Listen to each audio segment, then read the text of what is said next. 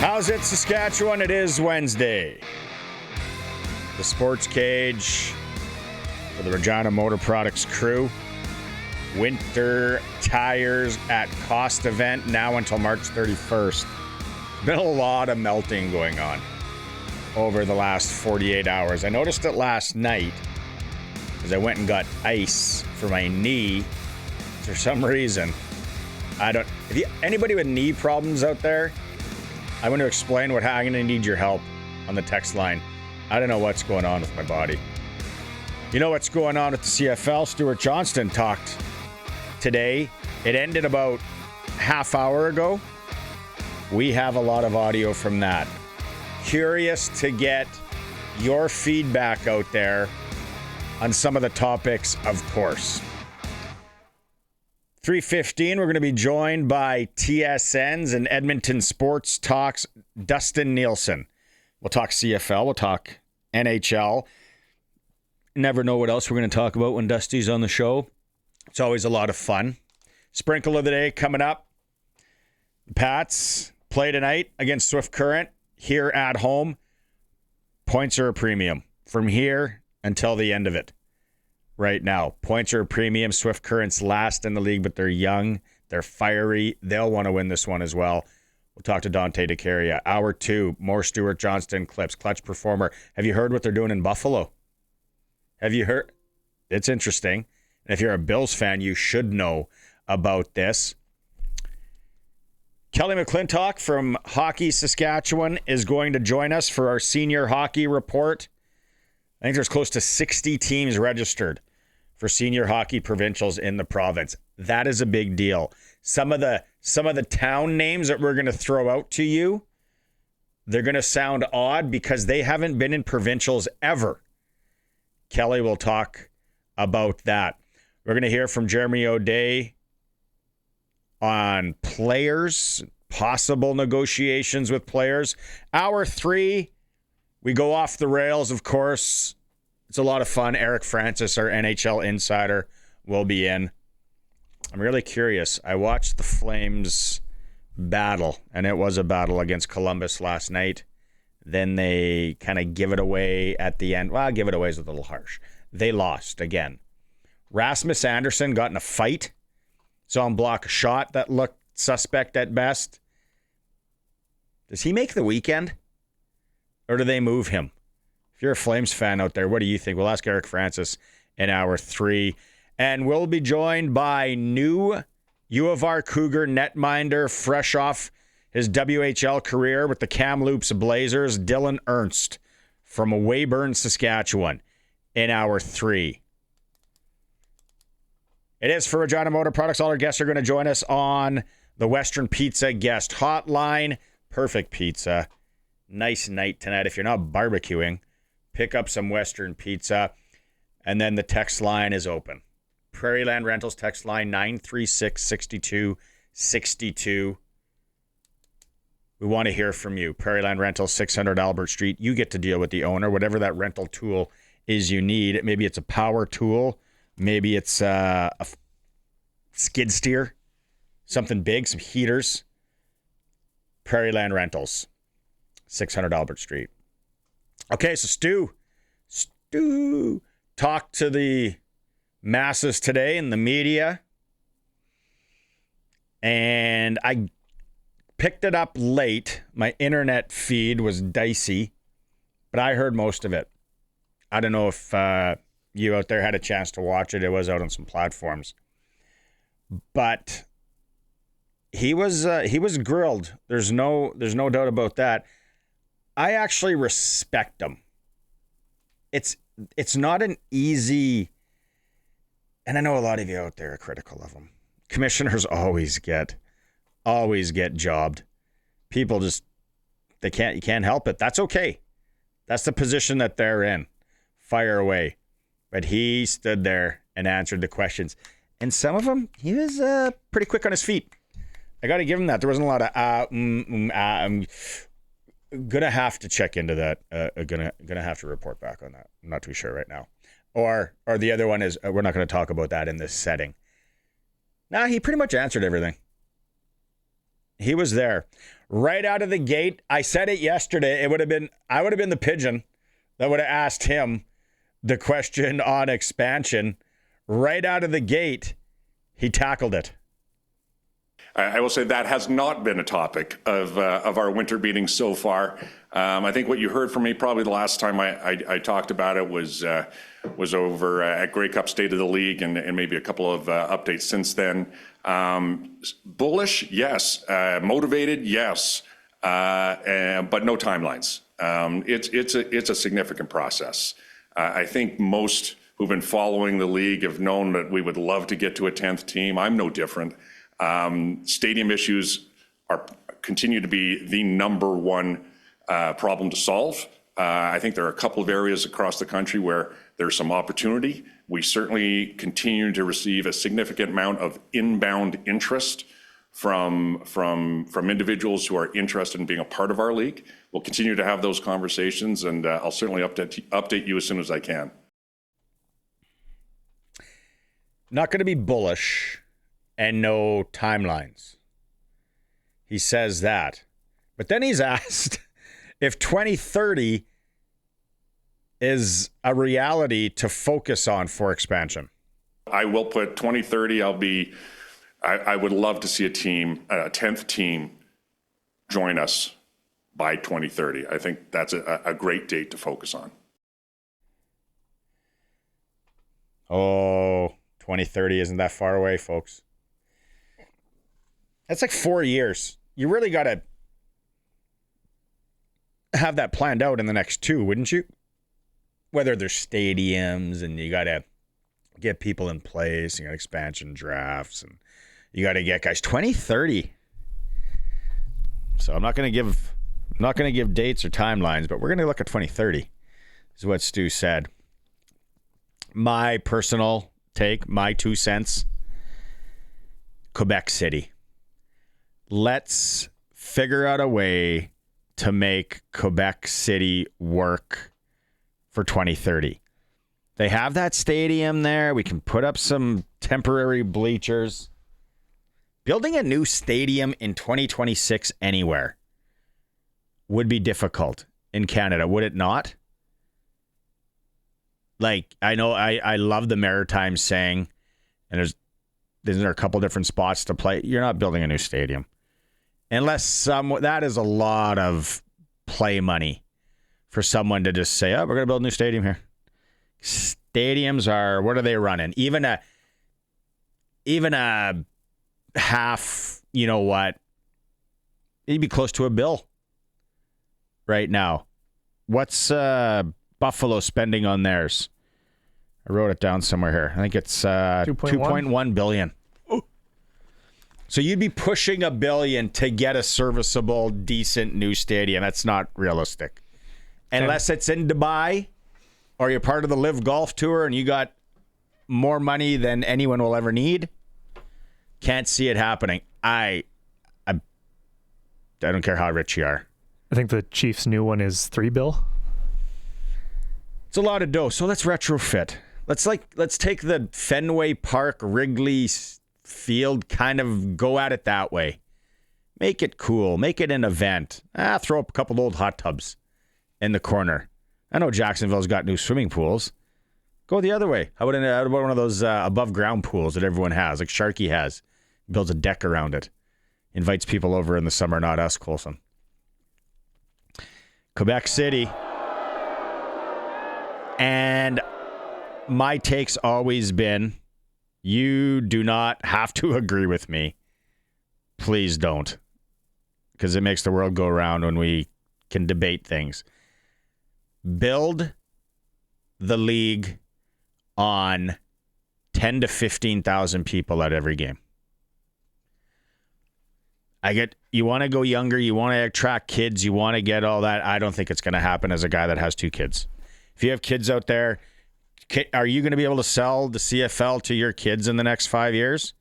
They love going to the odd game. It's a social thing. They're on their phone anyway.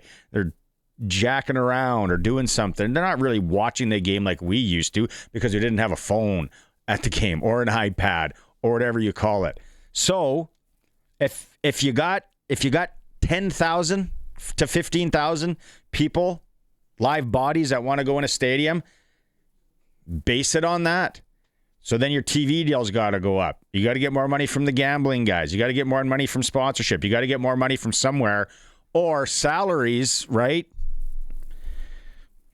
Like, I'd be shocked. I'm 48. What do I got? At best, 25 more spins? 30 on Earth? I don't know. Could be all over tomorrow when I go to the gym. Who knows? I don't think we are ever going to see, on a regular basis, Commonwealth Stadium, McMahon Stadium, BC Place, definitely Toronto, full like it was. Like the Gizmo Williams days, Matt Dunnig, Tracy Ham. I love Tracy Ham, number 8. Never getting there again. So let's build it on a smaller scale, revenue from other sources, tarp off that Commonwealth forever until Guns N' Roses comes and whoever else has come in this summer there. Can't. And then now we're playing with realistic numbers in Quebec City with their stadium and what they have there. Maybe realistic. Colson, where's the facility that could be retrofit in Halifax? Let me look that up. See Dan on the text line 936-6262. He says Quebec City, but eventually Kelowna and Saskatoon as well. 12 teams, 8 playoff teams. I'm never going to say no on Saskatoon, but oof. The Riders would have something to say about that. St. Mary's University in Halifax is, I think, the biggest football stadium they have there. Yep. Permanent seating of 2,000, expandable to 9,000 to 11,000. That's a jump. 7. Do you have a picture of when it was at 9,000 by chance? I know I might be asking for a lot. Let's source that. Let's dig it up. Saskatoon, and a CFL team in Saskatoon. Hey. Kelowna made sense to me for a long time, and we're going to see it this year. Is there an appetite in Kelowna from spray tan guy, convertible money guy to go watch CFL football? Kelowna seems a little too pompous / posh / you know what? Got their $400,000 boat out on the lake. Wife's out there. Kids. I don't know. I don't know if that's CFL country. Quebec City? Yeah. Maritimes? Yeah. Maybe we need a roving team. Team that just plays like rover, like the lacrosse league where they live all places and then fly in. Then we can start playing games in crazy places. Stadiums. Don't hold me to that. Don't start texting in saying I'm ridiculous, because it is. I'm just thinking out loud. Wait till you hear my idea for the overtime rule. They want to change that. We'll get to that in a bit. They want to go to a shootout if it's tied, which will be exciting, where it's, I think it's the 3-yard line, and then you just fire basically 2-point converts at each other until someone fails. It could end quick, could go on for a long time as well. What's the longest shootout we've had? TSN will be doing a lot of that. When we get Dusty, or TSN will be doing a lot of that. We now join this program in progress, and they go to like poker on a Saturday night after a CFL game. Sunglasses guy playing poker. But yeah, I don't mind. There's been 4 ties in 15 years. They're all worried about ties. That one I don't get. But again, I'm not in that pay grade. I don't get paid for that. I just get to sit here and talk about it and question it. So let's all question it together. 936-6262. We're going to get to more of Stewart Johnston's comments in a bit. We'll go to break. When we come back, joining us from TSN, play-by-play, CFL games, and of course from Edmonton Sports Talk, Dustin Nielson is going to be with us. It is the SportsCage. We'll be right back. It's for Regina Motor Products on Wednesday. I'm running the solo mission today. Colson's on the other side of the board. Thanks for making time. 936-6262. Prairie Land Rentals text line's open. I don't know if you caught this, Colson, but earlier this morning on our sister station down the hall, Play 92, Mark Johnston, very creative fellow. A lot of you see him roaming the stands at Rider games. I think it was for charity. He had people that went to the washroom. He was a washing room attendant. Now, I know you're young and you didn't go to the bars back in the day the way we did, and we found you became buddies with the washing room attendant at the Sutherland in Saskatoon, or the Long Branch, or I don't think the Pat had him, but here the Pump had him. I remember that. And so Mark did that for charity. I thought it was a funny bit, great, very creative. Got me thinking though, cologne. You wanted to stick a gum just so you didn't have bad breath, and then you always put a little sprinkle of cologne on.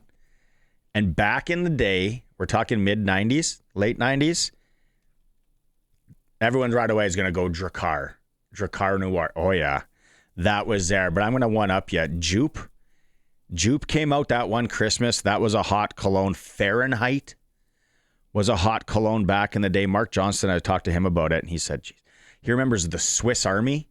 It was a collection. You had it, like you got it at Christmas in like a package. Did you have a favorite cologne back in the day, Colson? I don't wear cologne, do you? No. Didn't go to the bars? Don't know what I'm talking about. No clue. I might as well be talking to myself on this one. Let's go out on the Western Pizza guest hotline, and joining us from Edmonton Sports Talk, TSN as well, Dustin Nielson. Dusty, we're of the same demographic. You know the washing room attendant guy, right? Yeah. First of all, I have to say, I didn't like your chances of getting an answer from Colson on that one. Like, when you threw it to him, I was like, there's no chance he's going to be like, big cologne guy here. The washroom attendant, yeah, like the last time I probably saw a washroom attendant, Cook County Saloon here in Edmonton. Oh, yeah. I'm a big two-step guy. Like, I love two-step. And so we'd go to Cook County quite a bit. And that was the last time I saw like an act. And I was always very awkward around those guys, right? I'm like, how much am I supposed to give you? I don't really want what you're handing out. I can get my own paper towel. Like, I'd love to know what those guys did in a night. Like, did they make $200, $300, $400, or were they coming away with like $47 in quarters and loonies? Like, I don't know, but that's the last time I saw it. That's probably 10 years ago, man. When I worked at the Goat in Lloyd, we would frequent the Edmonton establishments. Yeah. Cook County, cut a rug to there, not very good. And shout out Chris Cummings, great two-step in music. But you mentioned it. It was kind of like I don't have any money. And I do want a shot. I do want a shot of that jupe though, because I kind of might stink. But then you try and slink out of there sideways. And buddy, he was like quick with the rag or the paper towel. Around, eh? Like, boom, yeah, boom, what did those guys pull in? And that's all. Revenue Canada had no idea that those guys were even working. That is under the table as you can possibly be. Like that type of money. I remember the Swiss Army stuff you were talking about. I was more of like, because I graduated in '99, so I was like right when they started throwing out like body sprays, like the Axe and that type of stuff. So I was a big like Axe. Actually, a sad point, I'm still kind of an Axe body spray guy. Like, once you get locked in, you're just locked in. It's so simple, right? So, but you know what's weird? You mentioned colognes. Like, I have a nephew who's 14 years old now, and him and his buddies all like collect colognes. He's got like 40 different types of colognes. Still smells awful every time I see him because he's 14 years old. But it blew me away when I asked my brother-in-law, I was like, what's he want for Christmas? He goes, he's really into colognes. Yeah. What is this about? So hey, buddy, I got a 14-year-old. I go to the basement once in a while. It'll be like 4 bottles to 6 bottles. So, Buddy's kid on the east, out east here, he had his little cartel. Then my guy had it in the north last year. They picked it up. He buys and sells cologne. Kid gets it for Christmas, doesn't like it. He looks at what it's worth. He lowballs him, picks it up, then he goes and sells it. That's the racket my boy's into right now. You know what? You know where this leads? It leads to a future job as a bathroom attendant at at a club again, right? Like maybe we're going to circle back around there again. Who knows? Cyclical. Yeah. Everything's Put cyclical. Put it on the resume, man. You'll have an advantage over everybody. What was Buddy in for cost in a month? You had some mints there, some gum. The cologne would be your heavy costs. That would be the big one. The paper towel was supplied. Yeah, paper towel would have been supplied. Like I was a big give me a sucker. Like, give me a yellow sucker guy. Like give me a little like a straw tray of suckers, and you might get $1 from me. I went. I think it was in Nashville recently. Last 5 years. Now that we mention it, there was a attendant. There was a guy in there, and he had Zins, and he had chewing tobacco in pouches. And I was Smart like, move. We can't. Buddy's onto something here. Probably. That guy's been in the biz for 25 years. I don't know. Could you do gummies now? That'd probably be illegal, but maybe you could push the envelope. I don't know. Dustin Nielson from TSN and Sports Talk Edmonton is joining us here. I don't know. Did you listen to Commissioner Stewart Johnston today? I haven't had a chance. I was on the air with the oil stream. I got a bunch of shows all day, so I haven't had a chance to dive into what he had to say just yet. Although I don't know, like I was, when you were in that last segment, I was kind of looking online, and I didn't see a bunch of fires that he seemed to have to put out from what he said. So I don't know. You can fill me in if you want. I think the one recommendation that jumps out to me, which I like, is it's been recommended to stay with the last 3 minutes of a football game, stay with the clock as it is.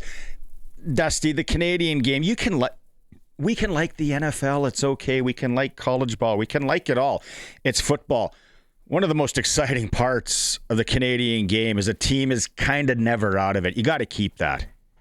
Yeah, and you're right. Like I love the National Football League. I like watching college football. I'm not into it as much as I would because I just don't have a ton of time. But I don't think it's a homer take to say that the final 3 minutes in the Canadian Football League are the best final 3 minutes. I know Suits says it all the time. Like the best final 3 minutes in sports that you're probably going to find is in the Canadian Football League. So when the news first came out about going to a 35-second play clock, I mean, the one thing that everybody started to bring up right away was, well, how's it going to work in the final 3 minutes? I hope it doesn't ruin the final 3 minutes. Well, you got your wish, right? The final 3 minutes are going to stay the same. So we'll see how the 35, obviously the guys who were putting this forward looked at how the 35-second clock was going to operate, and I don't think we'll really know until we know. But I like the fact that once you get to 3 minutes, we're going to get right back to the way it was, leave it how it is, because it's pretty much perfect, man. And selfishly for you, when you're calling a game, it's never like boring time where you start doing client reads because you never know what's going to happen. Like I did like 32 games this year. I'd say there might have been a handful of games where it was like the team came out and in the final minute took a knee a couple times. Like outside of that, they're usually slinging it right to the end. So I certainly have no complaints. I heard you talking about the overtime one, and you are right. Like overtime, like ties very, very rarely happen. Yeah. But at the same time, I'm also okay with no ties happening. So if you want to go to like I'm thinking of it as a play-by-play guy, and I think I might have called one of those ties over the last. I can't remember, but I remembered leaving a game being like, well, what was that? Like, what a waste. Like, we're here for 3 hours broadcasting, and both teams, neither team won, neither team lost. It sucked. So I look at the situation, and we only had one overtime in the league game last year in the league. I look at it from if we get to the showdown from the 3-yard line, I'm gonna love that. I think it'll be awesome to call. So maybe it happens once or twice a year. You know, if it does, that's great. Still better than a tie. The D-gen in me loves that little nut that says tie, and no one ever hits it. No one ever gambles on it. I like the idea of you constantly betting 4 ties every weekend. Oh, on that's NFL? Really bad, man. Yeah, well, that Sports Select, right? You got the 3 point. Oh, yeah, you're right. I grew up on Sports Select too. I'm not going to lie. It was called. I'm not going to lie. I only hit it, I think, twice this year. It was a down year, definitely. Yeah, but it's exciting. I thought this past weekend in NFL, we can get to NFL in a bit here. I thought that would have been the one. But no, the shootout from the 3-yard line, I called it, 2-point converts, and somebody texted in going, what? 2-point converts? Yeah, so if they sit at the 3 and they sling it, that's exciting, back and forth. It could make for some long nights for you, but the way they think they have it structured is to keep it quick, keep it exciting. There ain't going to be a lot of downtime. either way on that one, I'm like, cool. You want to keep ties? Good. You want to do that? I'm all good. Okay, realistically, if it was a video game or you had a call and they said, Dusty, where are we putting our expansion team in 2030, if that is the year? Where would you go? I in order, out east, got to give them something. Quebec City. Those two. The third one, and I think that would be viable. Like, I think Stu, during the Grey Cup week, mentioned that, they've had some interested parties reach out to talk about expansion, right? So those would be the two that would be top of my list, and I'd be very comfortable with. It's the third one to get to a 12-team league where I don't think, like, I like Saskatoon. I've been there a few times. I call the University Hockey Championship there. I love the city. But there's zero chance the Riders are going to allow a CFL team to be in Saskatoon.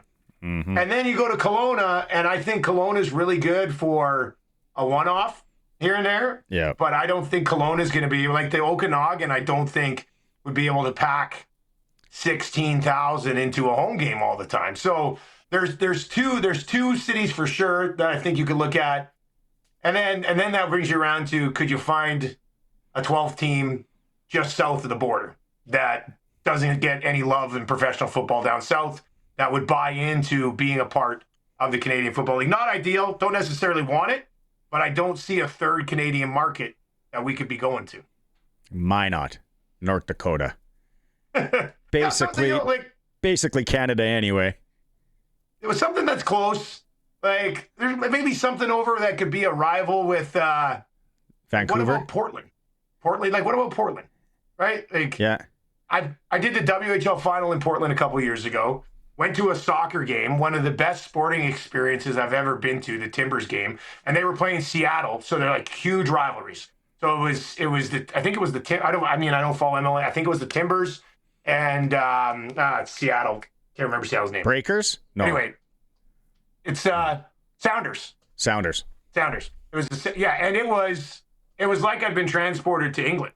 Like, constant, like, the one section was on their feet the entire game, chanting the entire game. I was like, I didn't know that this happened in North America. So I think there could be a decent, maybe, like, hey, somebody cares about us from a football perspective type of thing. But I mean, do one first, get to 10, see if it works, and then go from there. I mentioned it off the start of the show, and I mentioned it a number. Personally, for me, I'm just like, let's make Quebec City work. And maybe my thought process, marketing brain, dollars wise, I get we need money coming in because we got to pay salaries. Some of the teams are trying to make money. Other ones, it's just kind of a write-off. What's a write-off, Jerry? Well, they're the ones writing it off. But no, then we get to a stadium, maybe 10 to 15,000 people, live bodies in a stadium. Maybe that's what the league needs to look at. Instead of, I don't think we're ever going to get to Commonwealth, Tracy Ham, Gizmo Williams days where it's packed again, or McMahon down the road, or BC Place. I think those days are gone. And it's so easy to watch sports on TV now. So maybe it's like, then we open up the door for some of these smaller facilities and it works. The last thing on the CFL, and I asked Suits this, I know where Suits lands on it a lot. Do you think that the player salary should be transparent? I think I probably disagree with my broadcast partner on this one. Because I would say, like, I think there's a way here. I know we talk sports all day, every day, right? And one of the things that drives the conversation, especially in the off season, is cap space and what you're spending here. So, I mean, maybe there's a happy medium where percentage of the cap is what the player has.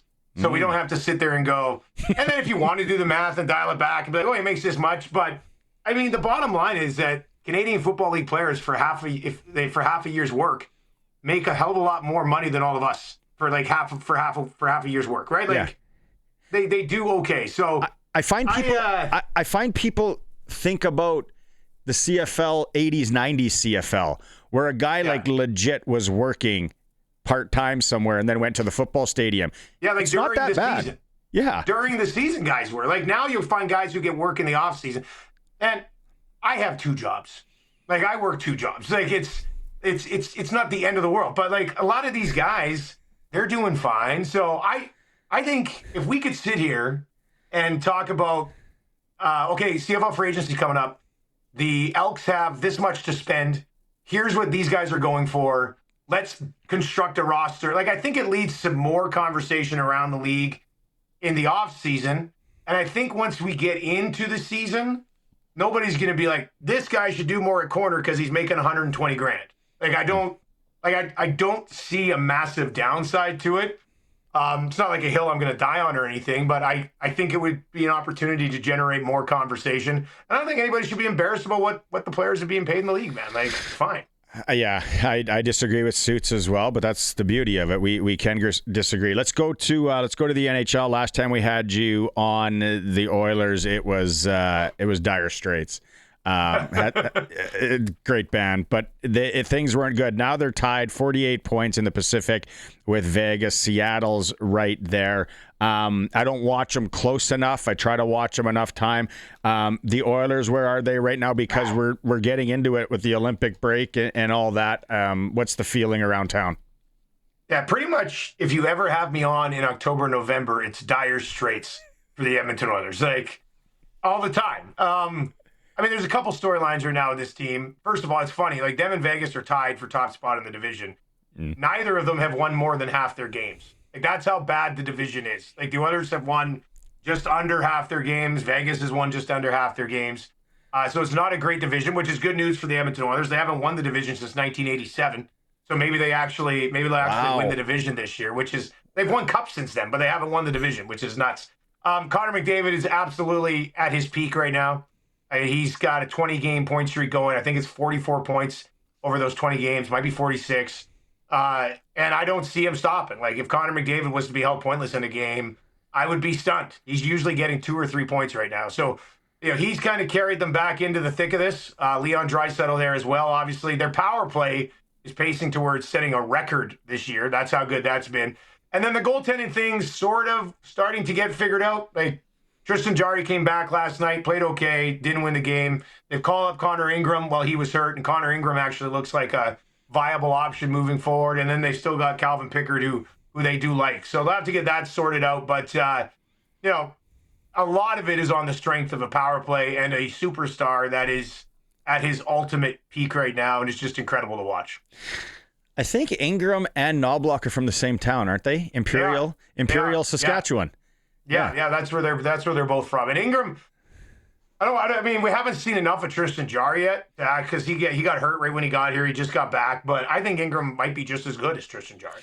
So you might have two guys that can sort of push in a positive way, which would be a rare conversation for us to have. My list and my research here, the other thing about the Oilers that when I was looking at this list and I was like, ooh, that's interesting. I have them only sending 2 players to the Olympics. Yeah, it'll be McDavid, it'll be Draisaitl, not Hyman, not Nuge, not Bush, not Matthias Ekholm. That's good. They've got a prospect who's playing in the American League that's going to be on Germany, Josh Szymanski. Oh. And the guy that they released, David Tomaszek, is actually on the Olympic team overseas as well. So, but yeah, it's only 2 guys, which I would have liked to see Hyman make the team. I know we're going to get to the Olympics and be sitting here going, who's going to play with McDavid? And you could have just brought the guy who plays with McDavid and has 16 goals and missed a month. Yeah. But in the end, it's best for the Oilers to get these guys some rest. I mean, McDavid and Draisaitl are going to have to do most of the heavy lifting anyway, down the stretch into the playoffs. But for the rest of the guys to get some rest, man, I think it's the best case scenario. Yeah, because you look at some of the, Florida sending 9, Tampa Bay 8, which point got hurt. So that's dicey. Colorado 8, Minnesota 8, and then Edmonton sitting there with 2. I'm like, that's all right. Western Conference though, man, like who would have thought the Winnipeg Jets would be in the basement of that? Yeah. Now they're heating up. They've won 3 in a row, which it's going to be the worst thing that ever happens. They're going to finish 10th in the conference and not get a great pick when they could have just sort of continued to struggle. The conference is very interesting because, at the top of it, Colorado, now they've cooled off a bit lately, but for the most part, they're a juggernaut. And we were sitting here in Edmonton looking at the Oilers this year, and are they as good as the last year? But their division sucks. So I like their chances to actually when the playoffs hit, McDavid and Draisaitl would drag them back to at least a conference final. And Colorado would be tough to overcome. I mean, I would probably think most people would pick Colorado to beat Edmonton. But, I mean, Dallas has had a great year, but Edmonton's owned Dallas the last 2 playoffs. And I'd take the Oilers in a matchup over Minnesota as well. So, like, Colorado could be a major issue for whoever. But I think the West playoffs, you know what does suck is that Dallas and Minnesota are going to have to play each other in the first round. Yeah. Like, that's arguably the second and best 3rd teams in the league in the regular season playing each other in the second round. That's not right. I mean, I like to see them adjust that a bit. If there's one thing that the NHL could do to make a change like that, for me, that'd be the top of the list right there. Like, come on. Top of the list for me would be make sure the same amount of points are awarded for every game. I just don't know how a league operates where some games are worth 3 points and some games are worth 2. Every regular season game should be valued the same, and they just aren't in the National Hockey League. Like, to me, that doesn't make sense. So that'd be the top of my list. But I agree. I mean, you know, either going 1 through 16 or 1 through 8. Probably 1 through 8 is where I'd go in the conferences and go there. Dustin Nielson from TSN, Edmonton Sports Talk. You can hear it online or on Cruise FM in Edmonton is joining us here. Let's spend a couple of minutes before I let you go being D-Gens and talking NFL football and the playoffs this weekend. Obviously, the SportsCage, the official home of the New England Patriots in and around the Saskatchewan area. What do you think this weekend? Texans plus 3.5 is my favorite play. So tough show to be on, I guess. No, look. I liked the Patriots last week. That Texans defense is the real deal, though. Like, I think that I'm surprised it was sitting at 3.5 when I was looking again this morning. Like, I think it probably moves closer to 3, and then maybe you see some money come in on the Patriots on the other side. But I went through most of the season. You're gonna hate this, but I went through most of the season being like the Patriots are a schedule fraud. But I mean, I also think the Patriots' defense can cause enough issues for C.J. Stroud, who looked awful last game. But you can also look at it and go, C.J. Stroud fumbled the ball 5 times and threw an interception and won by 24 points.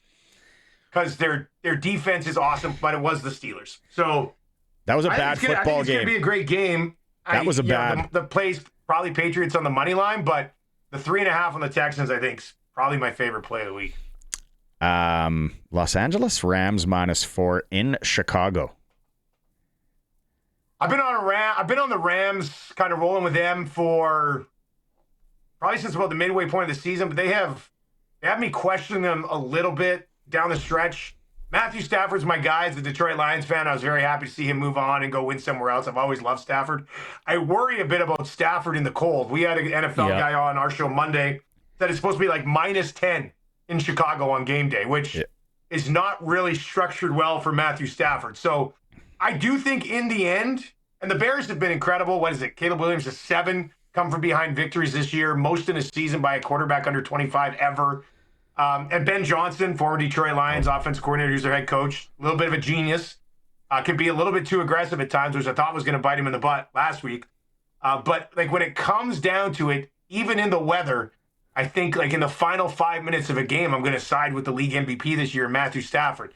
The 4, I might be hesitant on. I like the Rams probably on the money line.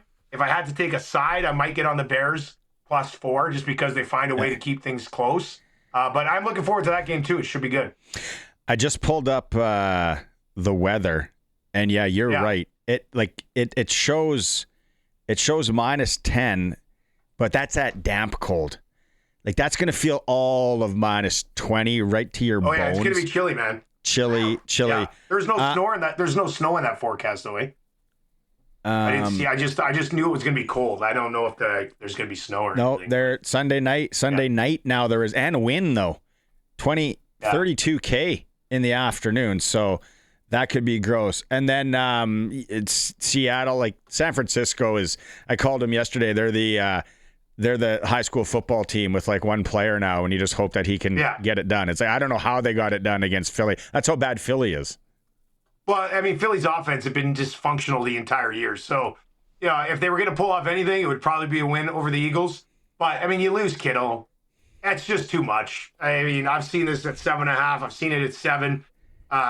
Seattle, I'd be shocked if Seattle doesn't win this football game.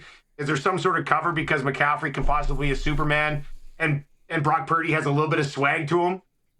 Maybe, but their defense, I mean, San Fran's defense really can't rush the passer, and they don't get many interceptions. So I think unless Sam Darnold's the interesting X factor here because last year he had a great year in Minnesota, kind of faded late and wasn't good in the playoffs. So Sam Darnold might worry me a bit about the 7.5, but I think Seattle's defense is pretty good too. So I think Seattle's going to win that game. And then that Buffalo Denver game, I mean, it comes down to Josh Allen being Superman. Like we were previewing that game against Jacksonville a lot last week, and both teams, we had Mike Garafolo on from the NFL Network. He's our Friday NFL insider, and he said whoever he thought won the Buffalo-Jacksonville game could very well go to the Super Bowl, which is probably a little disrespectful to the Denver Broncos, who have a great defense as well.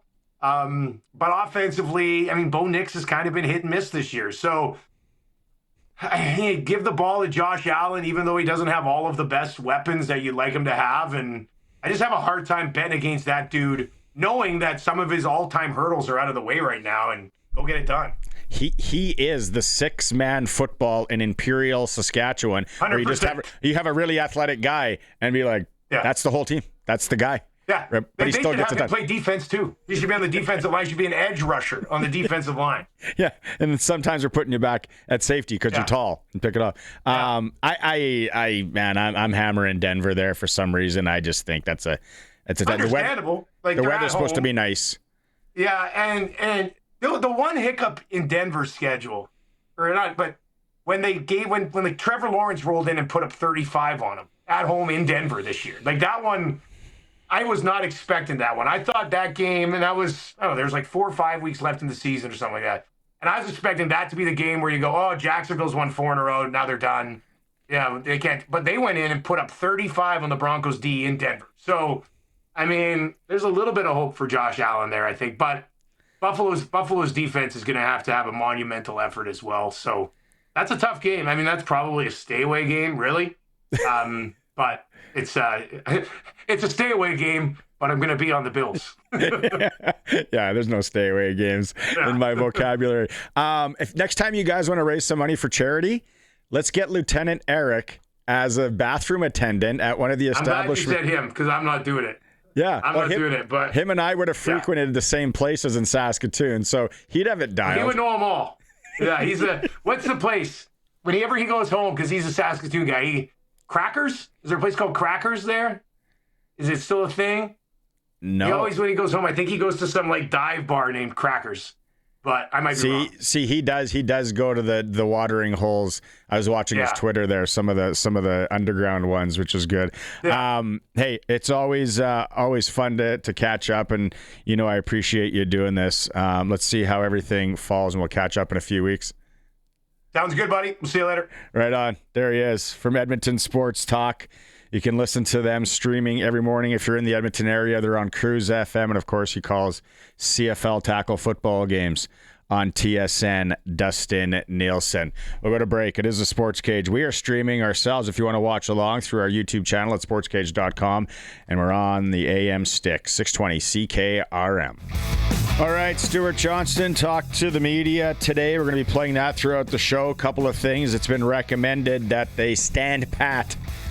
20-second clock, the last 3 minutes of a CFL football game stays. Hopefully they go with that from a lot of you, what you're saying on the text line as well. Hockey tonight in town, big 2 points. Every game has the big 2 points now for the Regina Pats. They're home to the Swift Current Broncos. You can hear it here starting at 6:30.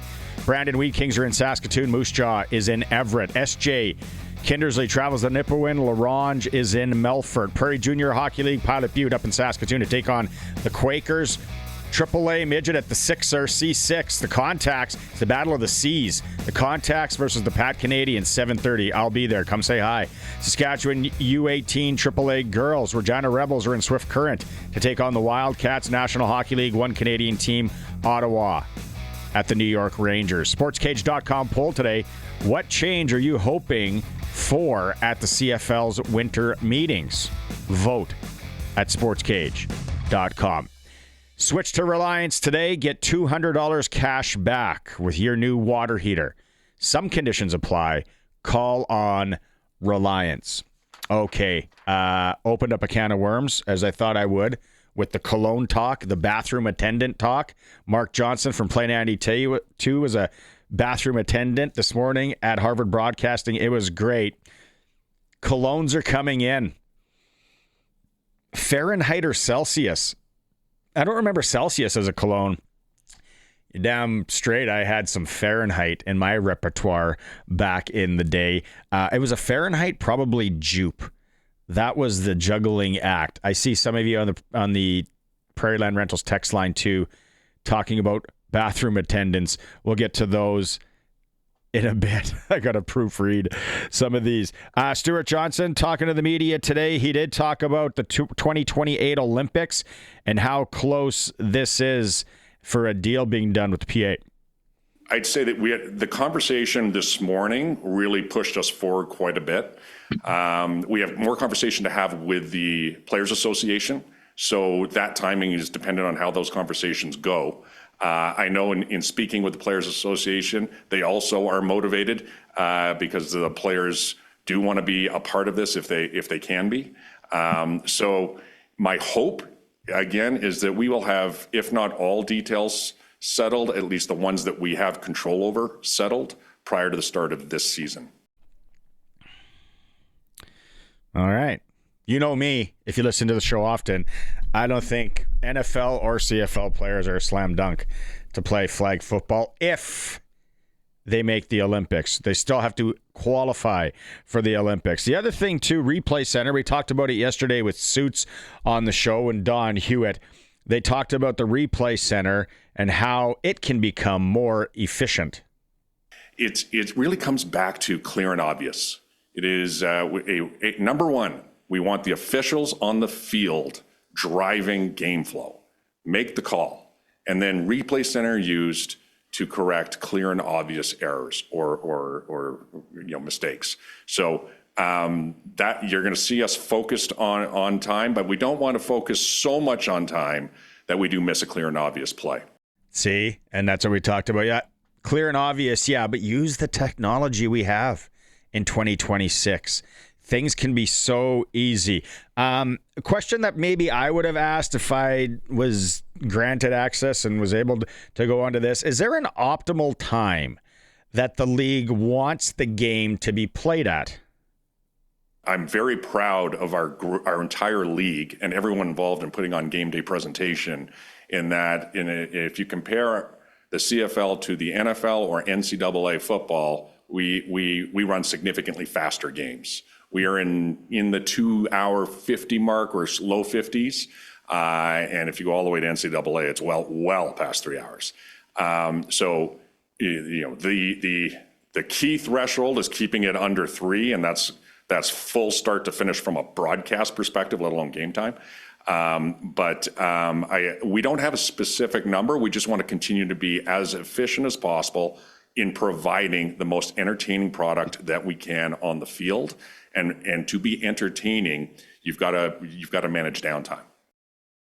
We'll have more Stu coming up in hour 2. A lot more Stu on that. I got to get some of your text messages here because you guys are buzzing. Even the personal phone is buzzing off the hook. There's been a number here. Scott, who else was it? Dan, Ray, Jim. They Aqua di Gallo? That sounds familiar as a cologne back in the day. What was there we go. Rob's just saying Aqua Velva aftershave. Robbie just rolled out on a Friday, Saturday night with some Aqua Velva. This is the best I got. That's what I'm doing. CK1, let's be honest. If you're a 70s born, so you're partying in the 90s, when CK1 come out, that was a game changer, and then you had all the knockoffs. Remember all the knockoff CK1s? If you're buying Christmas presents for maybe your high school sweetie. Women, I want to hear from some of the women. What were the ones that they liked? Obsession? Yeah, see, I remember Obsession. Cool Water, don't remember it. Eternity. A couple other people remember the Swiss Army multi-pack that you used to be able to buy. Here's a true story, Colson. My first ever cologne. I remember my dad wasn't a big cologne guy at all. But somewhere along the line, they went to Caesar's Palace when it was newer and in Vegas back in the day. And he picked up a Caesar's Palace cologne. I don't know, maybe he had a stellar day on the slots and he was comped it. He had this Caesar's Palace cologne, and I would sprinkle it often. And I don't think he ever touched it. It smelled good too. Wow. I got to get to some of these after the hour. There are some beauties in here. Fahrenheit. We were a big Fahrenheit province, I think, to be honest. Hour 2, we're going to have more from Stewart Johnston. Interesting news on the Buffalo Bills and their stadium. If you haven't caught this, very funny. And if you're a Bills fan, you want to pay attention. Senior Hockey Report. Kelly McClintock's going to join us. Senior Hockey provincial brackets came out. We're going to show them on our stream. We're going to talk about it. So much more. We're going to hear from Jeremy O'Day as well. It's the Sports Cage, streaming through our YouTube channel at sportscage.com. Welcome back to the program on this Wednesday for Regina Motor Products. Colson's with me. I'm flying solo here. No co-host today. Sharky with me tomorrow. Prairieland Rentals text line 936-6262. Prairieland Rentals, 600 Albert Street. You get to deal with the owner. If you need anything to rent, you get a job done around the house, around the work site. Maybe you're going to be in the market for a Husqvarna snow thrower here soon when the snow starts flying again. Couple of things we're going out on the text line for today. Stewart Johnston spoke today. I thought it was pretty good. Didn't really skirt a lot of the questions. Some of you are going to disagree, for sure. Thought he stood up there and answered it. I love that it's been recommended. The 20-second game clock, the last 3 minutes of the game, staying. I'm cool with that. I liked it. It's a recommendation. It's not done for sure. Because almost no lead is safe in the CFL. They're going to look at changing overtime so there's no ties. Talking to Dusty Nielson in hour 1. You can go back and listen to it in podcast form. There's only been 4 ties in 15 years. Didn't think ties were that big of a deal, but if they don't want them, okay, I can live with it. They're going to go to from the 3-yard line after things are tied. Current overtime format still in place. If it's still tied, 3-yard line. You make it, the other team has to make it. It'll move quick, I guess. Could go back and forth for a while. They should do something crazy, though, Coulson. Overtime.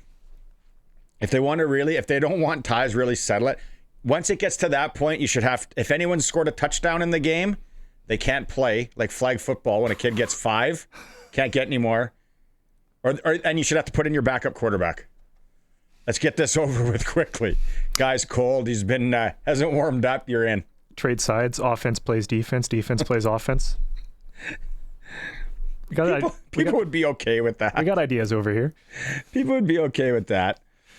Okay, regarding, I'll read this one. Regarding the game length, Stu awkwardly confirmed that the only thing wrong with the pacing of the CFL game is the replay command center. 2 hours, 50 minutes is faster than an NFL college ball. College balls are 4 hours. College balls are the longest football games. It's all about the lettuce. It's about the money coming in, right? The TV deal. These changes are for no other reason than the new commissioner's hubris. His job should be elevate the marketing of our great product, leave the CFL game alone. See, a lot of people think about this. And then I asked, how would you market the game? If someone's in marketing, I'd like to know. I'm curious. Market the stars, our players, raise the cap to retain stars. Okay, so get TSN to pony up more cash for their exclusivity. Viewership has been growing. Okay, so then TSN would have to charge more to the sponsors. Sponsors, I say yay or nay. So like TSN and Bell is getting extremely rich on CFL. That's why they don't do a lot of live sports anymore. World Juniors, it makes money. That's why they do it live. When they go, how come these college football or how come the U Sport games aren't on TV? Because it doesn't make any money. Now, if everyone wants to, if it's a pay to watch thing, then you're into something. They're not going to send, those dome trucks that you see cruising down the highway? Those are all the, what is it called? Production team in the truck. It costs a lot of money. You got to put everyone up in a hotel, and you got to pay foods and per diems, and you got Dusties and Glenn Suitors and all that. Get rid of the one-year contracts. Invest in celebrating our league's stars. A couple of simple ones. I think the teams like the one-year contract as well, though. Although they're not handcuffed. Like the Bobby Bonilla deal or the Rick DiPietro deal in the NHL. Streaming, the CFL has failed miserably and missed the boat on streaming. So you would do what? Right? I've been called a whiner in my life. So a whiner, you want, but you don't have a solution. So if you're ever going to whine about something or talk about something, then what's the solution? Okay? Market our stars. Market the stars to who? I would ask you that. My wife says that too. My wife's like, well, because she understands the child brain 1,000 times better than I do in her profession. She's like, kids want to be attached to a character of some sort. So AJ Ouellette with his long hair and all the character. But then kids, so then when he's gone, what do you do? Right? So if you have kids, and that a lot of you have texted in that have them, you know as well as I do, I ain't getting my kids to go watch a CFL game for 3 hours consistently and actually watch it like we did back in the day. Nothing wrong with that. We don't have to go, oh, bad parenting or, kids are bad. It's just how it is nowadays. Yeah. We were different than our, Guidos and Babas and Kukums, and we were all different too. Mm-hmm. Yeah. And me personally, that's why I don't like the 1 years, because you have players bouncing around, right? Like, I miss when we had players who were here for 4, 5, 6 years. And I know there's already benefits in like the player ratio, because you can have the nationalized American if they've been with a team for 3 years or whatever, right? So there's already some benefits there, but I think that's part of the attraction is the stars of the league, but also the stars of your team. And if the stars of your team are just moving to different teams every single year, and you have no one to invest into, right? Yeah. So you sign and you know what would happen. You sign a guy to a long-term deal, and then he doesn't report.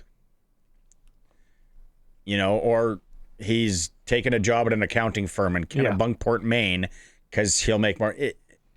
I don't know. There may be something there. 1 year deals. A lot of amateur leagues make do somehow with that as well. Could the CFL go to it? I'd have to see the data and the pros and the cons of that one. So good comment. I'll take it. Ed on the text line says, don't make the kickers try and win the game in overtime.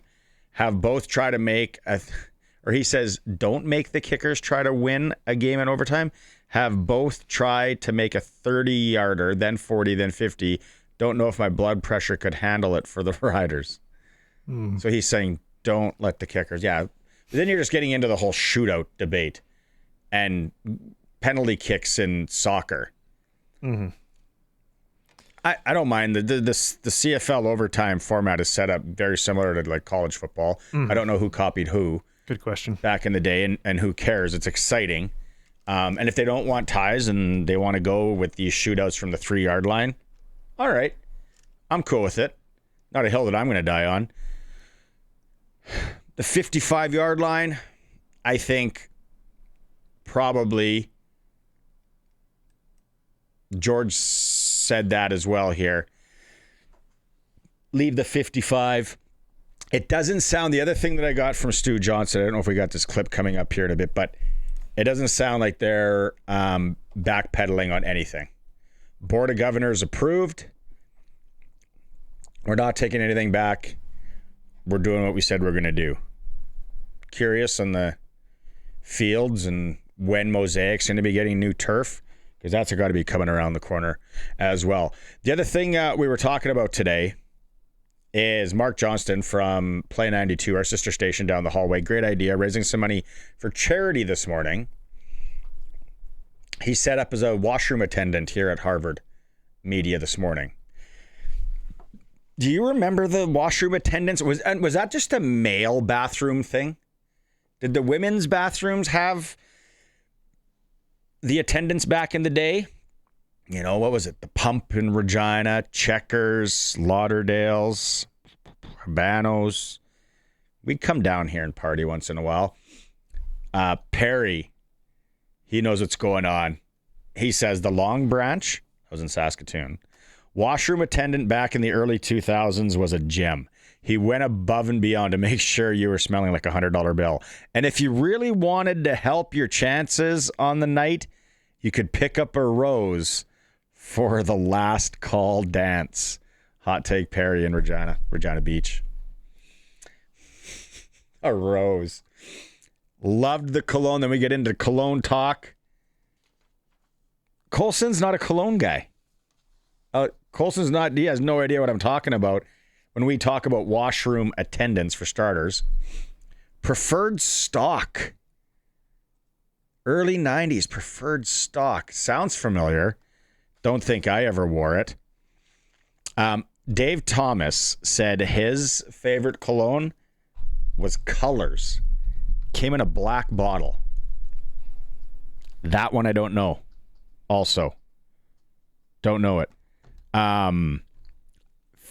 There's a few of you out there remember Fahrenheit. Fahrenheit was kind of like an orangish, yellowish bottle. That had a nice smell to it. Drakkar Noir, and I know that's the joke that everyone uses, Drakkar Noir. And that was more of a late 80s, wasn't it, when it came out? Popular. When Jupe came out, I really liked the scent of Jupe. Then so many, probably about 10 of you are saying Aqua di Gallo was a nice fragrance. I got to look up the bottle of that one. Colson.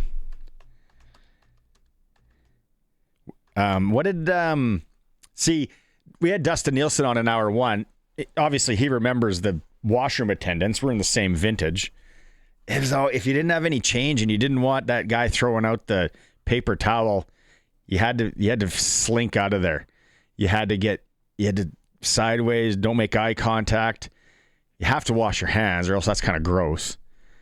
But then, if you did have a loonie or a toonie in your pocket, you throw it out, maybe grab a stick of gum, little shot. There it is. I remember that. Aqua di Gallo. Giorgio Armani. You weren't getting that at Giant Tiger. That was a nice cologne. Couple of you, Stu and Aaron, remember the Swiss Army sample pack? They did little samplers too, that you could get and roll with those. Those were nice. Not Georgetta, not Old Spice. Smells like a money sign. Old Spice. Was it Brute? I think my dad was a Brute guy. Green bottle. Was that an aftershave? Maybe Brute was an aftershave.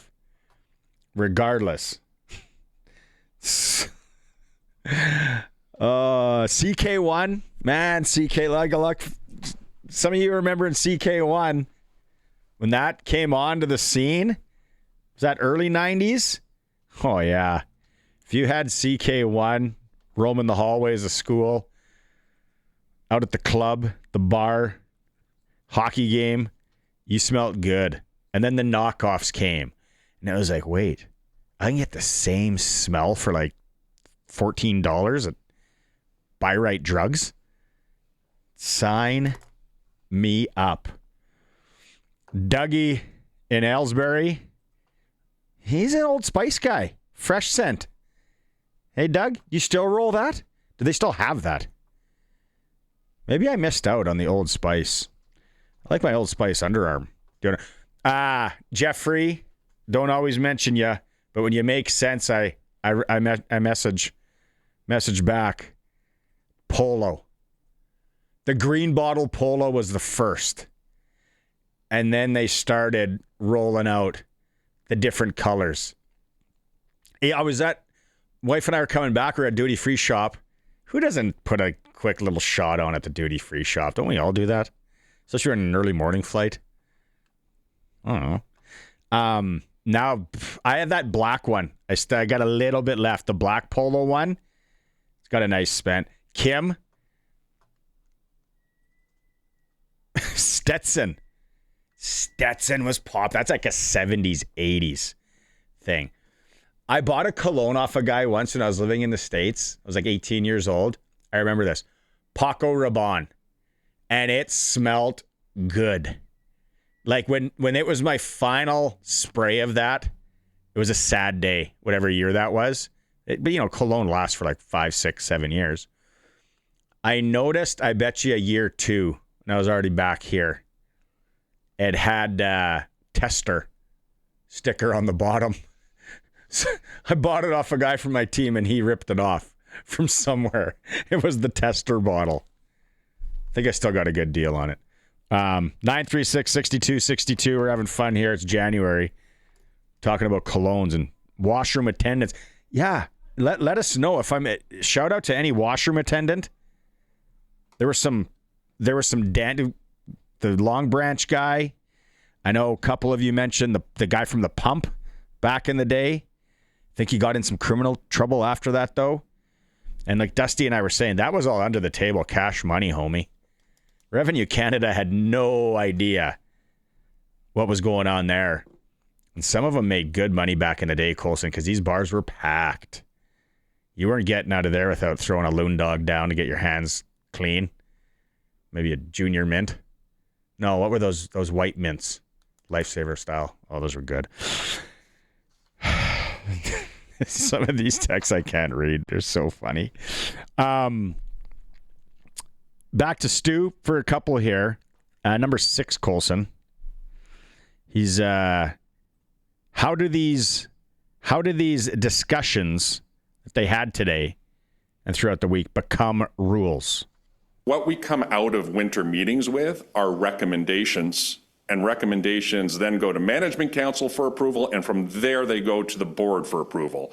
So please know that when I'm speaking of anything that's being discussed or that's being solidified, it's as a recommendation for approval. That makes sense, does it not? We don't want them making decisions there this week or arbitrarily one or two guys making decisions. So that sounds cool. That's where the recommendation of the 20-second clock and leaving things. Chikai. We don't need to be changing anything, especially the last 3 minutes of the football game. Super exciting. Let's leave it at that. So that recommendation was made. They did talk about this a lot this week, is from what I understand, and the feedback on having an American draft. The feedback came back to kind of like, we put forward, like we do, we kind of generate ideas by putting a proposal forward for discussion. And the proposal we put out was, how about a 10-round draft? And so, from there you can take the feedback, adjust it, or take the feedback and get rid of it. And the feedback that we received was, focused around, okay, we're incredibly focused with a lot of resource put against the Canadian draft. We also have the global draft, and we've got a negotiation list where we know and we are managing American players through that process. And so as we talked it through, it just seemed like we were trying to find what the benefit is.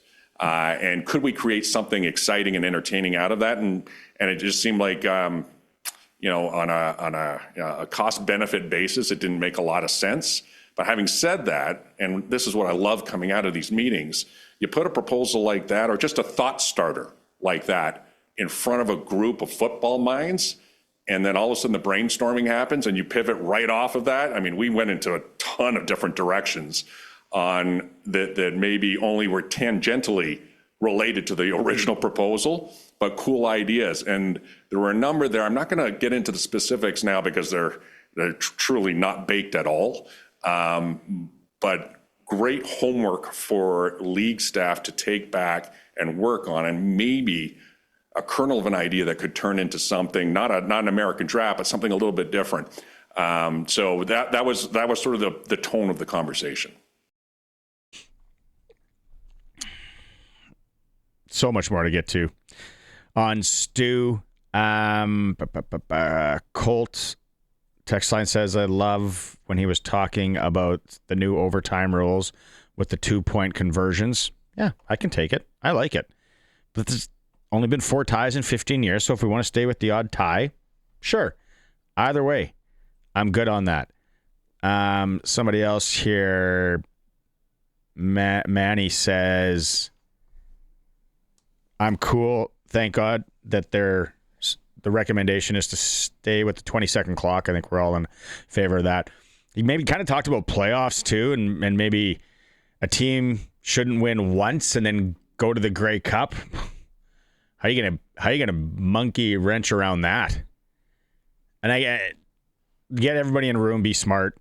Never smarter than the room, right? But I don't know. With the amount of teams we have, you're not gonna make every team make the playoffs. You don't want that, do you?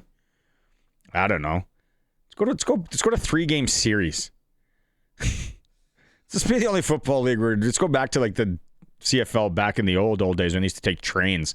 2-game total point. Speaking of that, we're talking senior hockey coming up in a bit. With Kelly McClintock, Clutch Performer is coming up. I see that Paul says gray flannel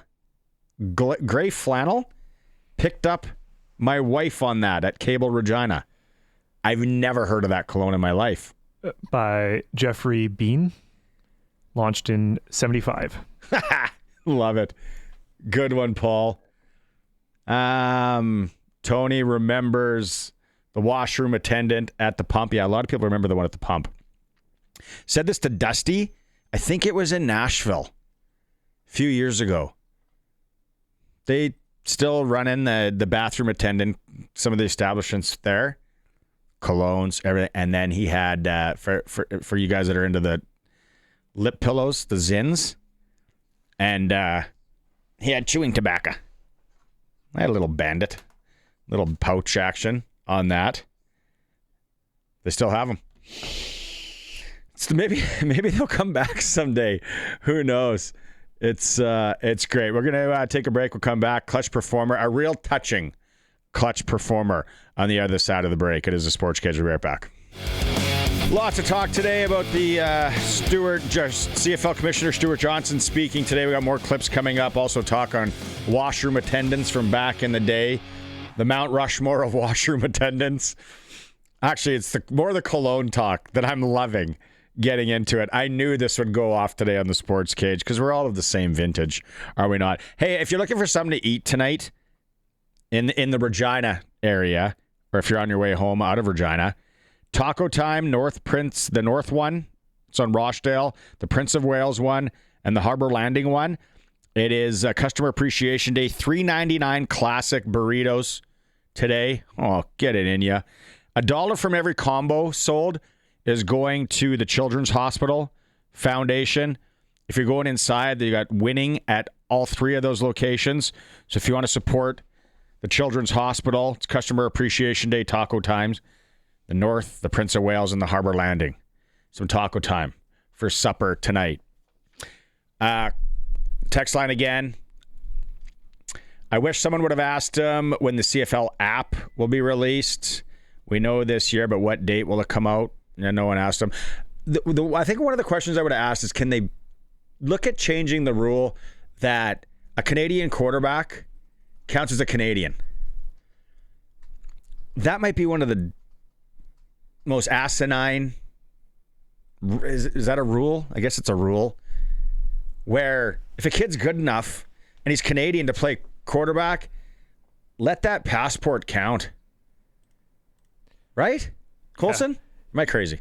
You're not crazy. I would agree with that. I think that's something that would need to be in the players' agreement, though. So that might have to wait until that discussion comes up. But because I know they're heavily involved with the ratio stuff. But yeah, I completely agree, though. Like, it's the most important position. Why are we not encouraging Canadian quarterbacks? Mike on the text line. Cologne, Gravity, uppercase. He's a fan. A winner. Delbert girls wearing Poison. See you at the Shooter Bar. YQR Mike K in Regina.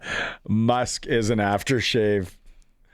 Lots of people had triggered Polo as their favorite colognes, or the one they remember of. Polo in the green bottle, that Polo that came out, I want to say 80s. If you're probably your dad or grandpa, your mom's boyfriend,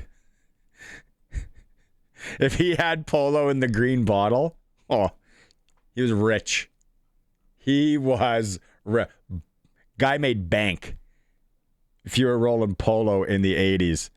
Didn't buy it for anyone, just like hanging around the guys who wore it. Same with Jakar Noir.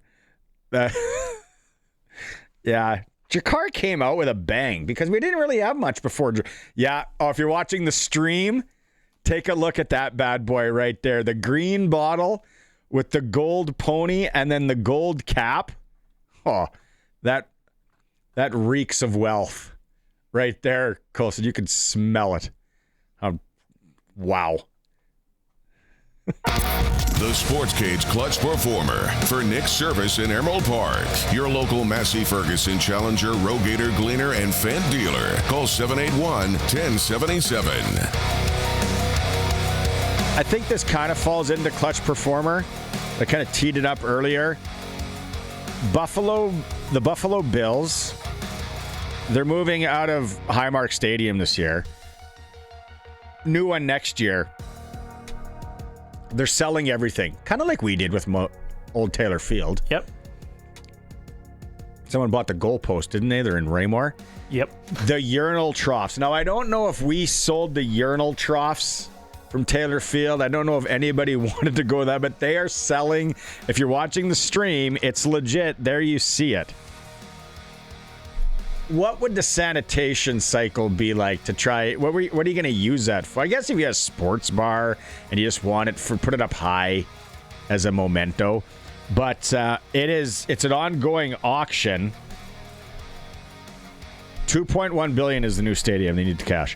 They have 12,000 orders plus already. The seats are going for $549 US. $100 US getting you a chunk of turf or a chunk of the goalposts.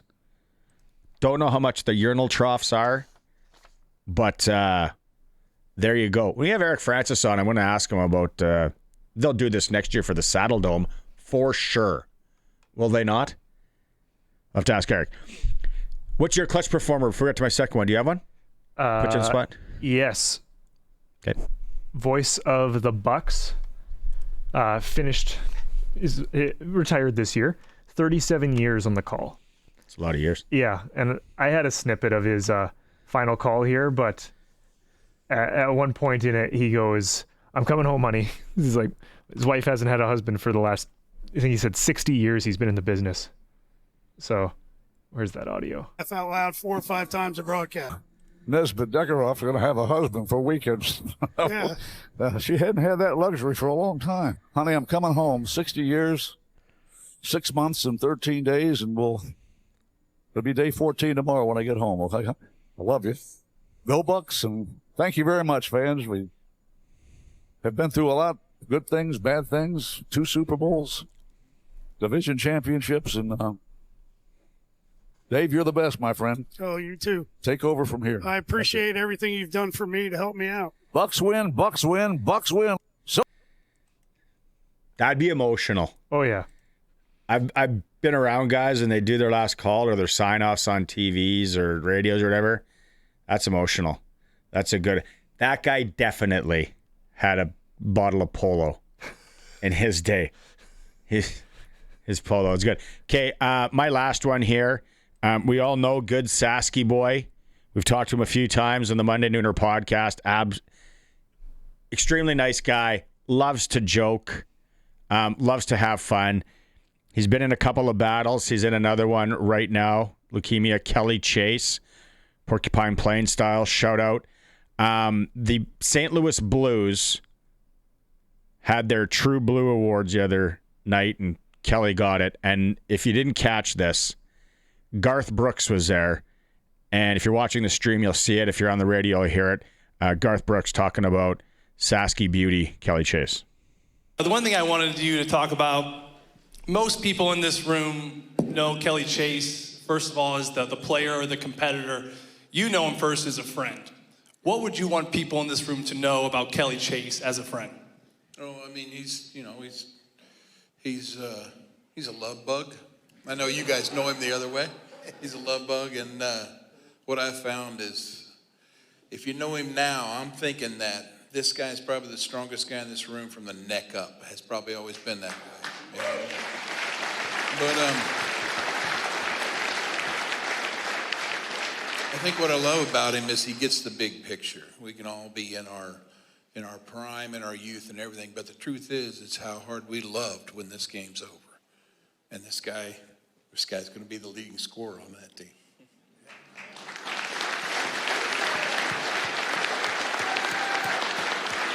Can we lastly just clear the air? Chaser's been telling everyone that you wrote the song Friends in Low Places after him. Is that true or not? Yeah. I mean, you don't get any lower than that. Yeah, man. That was great. Great to see Chaser still battling there. And Chris Gaines, Garth Brooks, with some nice words there. That is the clutch performer for Nick's Service in Emerald Park, your local Massey Ferguson, Challenger, Rogator, Gleaner, and Fent dealer. Keep the text messages coming on the cologne, on the bathroom attendance. I'll be reading them. We're going to go to break. When we come back, it's a senior hockey report. Kelly McClintock from Hockey Saskatchewan is going to join us. It is a Sports Cage, a home of local sports, 620 CKRM. All right, you're usually powered by the Monday Nooner here. The fellas are off today, so I'm like, well, I got to go to the horse's mouth. I got to cut Kelly McClintock from Hockey Saskatchewan. Kelly, thanks so much for taking time to join us here today.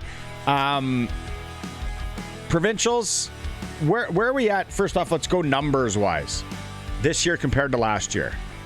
Yeah, we have 58 teams in senior this year versus 41 last year. So increase of 17, which is awesome. Because you made some changes. Yeah, this made year. some changes. Quickly, like we had a clip from the Nooner that we ran on the show earlier, but how do you explain the changes that you guys made quickly for the people out there listening? Yeah, we changed the definition of what an import is, and an import is anybody now who has played 40 or more games of junior A hockey and higher. So that's the biggest change of how we define an import. And then in the senior D category, we basically, there's no population to it. It's just simply your league team plus 3 imports. So we see a lot more teams in D there this year.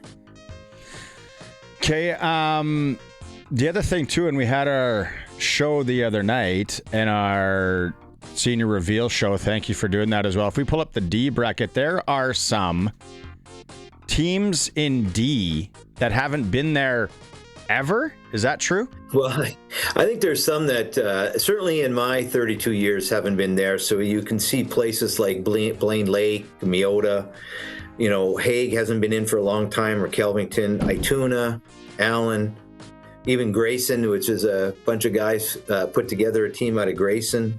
Flesh hasn't been in for a long time. Can't remember Mydale being in, and it's been quite a while since Rollo, Woda, Fort Capel, and Indian Head. So, it's really in those teams are all playing in leagues where they only allow the 3 imports, like what we've defined them at. So, they're getting an opportunity to compete, and that's what it's about. It's about small towns, keeping rinks alive and getting people, making senior hockey the place where you want to be on a Friday or Saturday night or a Sunday afternoon. What are you hearing from just senior as a whole in Saskatchewan and some of these towns? Because we cover it, and we got over 100 teams in the league. It's like an envy of the country. What are you hearing? Maybe the better question is, what are you hearing from other organizations across the country, and they look at it and go, how is senior so successful in Saskatchewan? Yeah, when I meet nationally with my counterparts, they're fairly envious of what we do, because it seems that senior hockey is if it does exist in their provinces, it's more of the high end people that want to play, and it's not what we see. And it's I attribute it to it's small town hockey. You don't see very many teams in bigger communities in our province. They're all from smaller communities, and it's. I think that's the draw of it, and people want to keep it going, and they don't want to lose their rink. They want to see their rink stay alive, and senior hockey brings in a lot of good revenue. So I think it's real positive. Okay, D was popular. We had a lot of teams go there. What about, let's go, Colson, to C, and then quickly B. Maybe obviously these are down a bit, Kelly, and there's maybe some reasoning for that. Yeah, B and C, total we have 16 in the 2 draws. Last year we had 17. So overall 1, there's been some changes there. Shaunavon and Wapella, they haven't been in provincials for a long time. But this is where we made the changes, and now there's some adjustments that we might have to make some more changes for next year, but we'll get feedback from all the teams. But this is more population-based, and then also you're limited to the number of imports you can have. All right, and then what do you have? Colson's going to flip it here, but I know we're going to get to, what's the next one, Colson? Yeah, this one. Familiar names, and in B here. Yeah. B, how many imports were you allowed this year? You're allowed 7.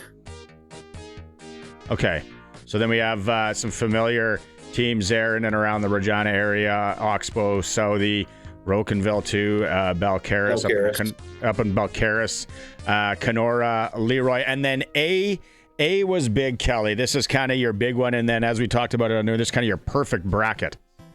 Yeah, perfect bracket of 16 teams. We had 13 last year, but there's some teams that because of the number of changing imports. So a place like Kyle, they were in last year, but they have to go because of the number of players that are designated as imports now. Even a Redverse has never been in A, but they have to go, or a Mooseman or a Langenberg, just because of that designation of imports. But, it's more caliber based than it is about population based. And, we still might have to make some adjustments, but this is a perfect draw on it, and it'll be some great hockey. And you guys made changes this year. You send out questionnaires and all that. I'm sure you'll be doing that again for teams. Yeah, absolutely. I think that, I'm already getting some comments, from people. I'd say that, overall, the majority of the comments we give out they're good. They're going, hey, thanks. We're finally being able to play in provincials and know that we're on a same or similar competitive level. You get some teams, the Edams, the Kyles, the Redverse, the Moosemen might be like, hey, you guys got to still make adjustments. Why are we being penalized? Because we've developed lots of good local kids who went on and played good hockey, and now they've come back, right? So you've got that to weigh. But if we start talking about, hey, we want to have, the competition be about caliber, right? And it's similar caliber. And all those small towns you saw in D, they haven't been participating for years. And that's the key part, is getting them all involved. It's exciting. And I saw today, we already posted that there's teams that already have their first round dates locked in, because it's going to be a grind now to win. Gonna have to start soon and go to almost April. Yeah, and the toughest part now is senior hockey is like Friday, Saturday nights. No one wants to play during the week. No one wants to play Sundays, right? They don't even play more than 20 games in their league. But now, they all want to play, best of 5s and best of 7s in their league playoffs, because that's more important. And so now they got to get those dates in, and we give them 2 weeks to get their draws done. So, you got to schedule those 3 games, and then they have to make adjustments, and, which of my players are going on holidays, and all of that kind of fun stuff comes into play now. It's a wild ride. Again, how many teams this year? 58. 58 teams. There's not even 58 teams in most other provinces, let alone just in provincial. No, and that's over half the senior teams in the province. So that that's it'd be nice to at some point to get in that 70, 75. But it's up to those teams. But when they start seeing, hey, like 26 teams in D, and they see, hey, well, those guys went in. Why didn't maybe we have a shot next year? So. It's alive and well in Saskatchewan. Kelly, thanks for making some time today and hopping on. We'll be paying attention to it as well, and continued all the good work you guys do down there at Hockey Sask. Thanks for all the exposure, Barney. It's awesome. Take care. Right on. See you later. Kelly McClintock from Hockey Saskatchewan. 58 senior teams. I know some of you don't follow senior hockey. You're like, I don't know what that means. That is a lot. Think about 58 communities, rinks packed, concessions packed. Kids having a blast. That's what it's all about. Saski is senior hockey country. Senior Hockey Report, powered by the Monday Nooners, brought to you by Croft Electric and also Warren Steinley, MP for Regina Louvain, always on Saskatchewan's side. We are going to talk to Crofty here coming up in a moment. It is the Sports Cage on the home of local sports in Saskatchewan, 620 CKRM. Let's go to the sports ticker.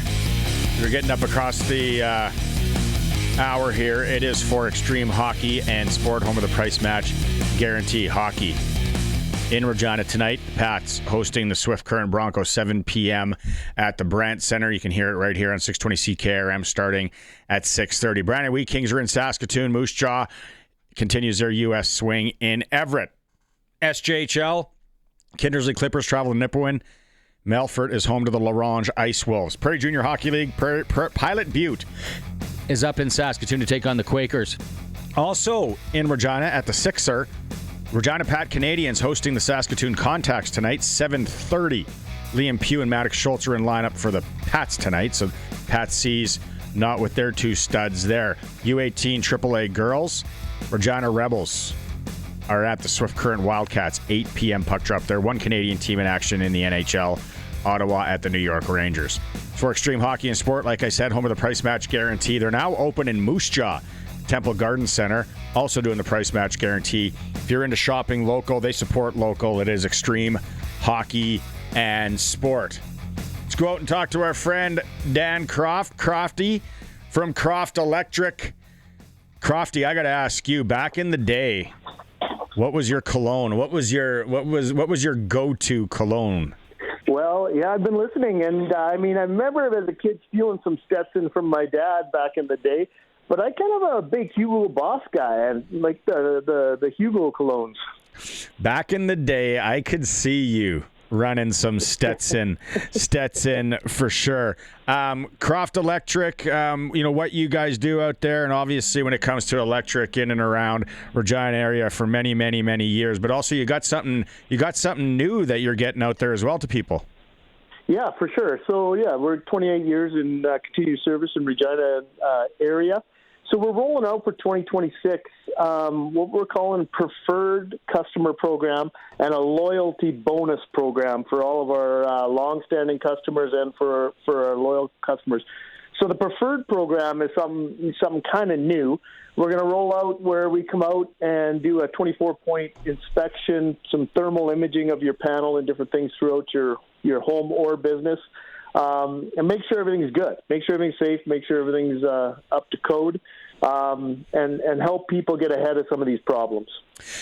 It's probably a thing too, Crofty, when people are moving in, whether it's a new home or a new office space or a new Quonset even, to maybe get something looked over, because the code thing that you mentioned, you never know who was in there before. If you're ain't getting the full inspection, even sometimes when you're getting a full inspection from someone before, you might want to have someone look at things. Oh, for sure. I mean, like, not saying, codes change, first of all. Things change and things, are over the years. And, you never know who was there before when you buy a new ranch or new house or new shop or whatever. And, I'm not saying anybody's doing not doing things right. And, a lot of homeowners, a lot of weekend warriors doing some work on their own stuff and causing possible issues down the road.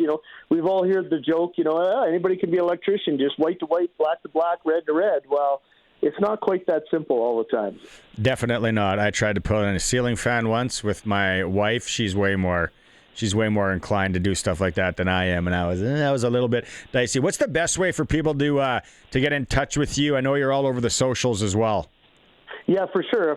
Please follow us on all our socials for all of our deals and upcoming specials and different stuff like that, as well as if you'd like, you can sign up for our newsletter. But yeah, the best way to get a hold of us is either, just give us a call, 306-586-1333. Amy does a fantastic job making room for people if it's an emergency or something that needs to be taken care of right away. Or if it's something, a quote or whatever, we can get that lined up. As well as we do have you can book a call on our website at www.croftelectric.com. Oh, that makes it easy right there. Okay, before I let you go, we just had the senior hockey report. Do you already have your tickets in place for the Lumsden Monarchs and their run?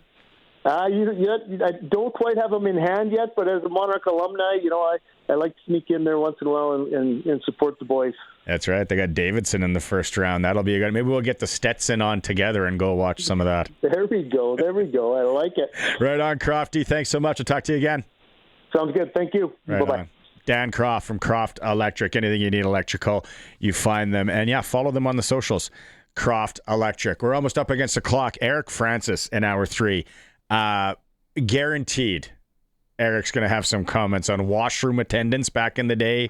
A favorite cologne for sure. We're going to have more from Stewart Johnston in hour 2. Oh, text line. I got to get Aqua Velva. We've had like 3 votes for Aqua Velva. You know what Aqua Velva is, Colson? It's like an aftershave. Smelt really nice as well. Dion from Regina says, 10 years ago I worked with a guy who was a cook. He seemed to bathe in polo. Every time he walked by me, he was so strong and I had a headache. Hated the cologne. Polo had a good run, though. It's not cologne, it's hair cream, but my dad rocked Wild Root for 50 years, says Dan. On the subject of cologne, a lot of high school Sask graduates in the 80s got some sweet English leather cologne for that C+ average in school. That rings a bell. English leather. I think they sold it in bulk at the Price Club. Thanks for that, Mike. 936-6262. What do you remember? What are your favorite cologne back in the day? Ladies, we still want to hear from you.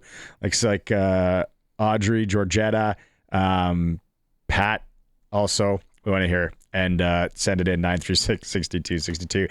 Eric Francis, Stewart Johnston, and new UofR Cougars goalie, Dylan Ernst, in the back half of hour 3. Stay tuned. It is a Sports Cage. We'll be right back. Welcome back to Regina Motor Products on this Wednesday. Solo mission on this side of the board. Colson's got things over there. Thanks for making some time today. Appreciate you on the Prairieland Rentals text line at 936-6262, talking about the CFL. Commissioner Stewart Johnston talking to media today. Of course, talking about washroom attendance back in the day and colognes. Some good ones coming in.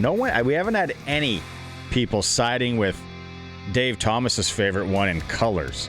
It was in a black bottle, though someone did say he thinks that was one of those unisex ones. That's what CK1 was, too, if I remember correctly. Or was it Eternity? I think it was CK1. If you're just getting home, you're just tuning into the program, let us know what was your go-to cologne? Or women, which ones did you love or hate? Because we had a few women saying they hated Polo, the original Polo. Show that bottle again, Colson. That was that green bottle, gold Polo guy on his horse and a gold cap. In the 80s, that's when you know someone was rich. Their dad had that, or stepdad, or uncle, or whatever.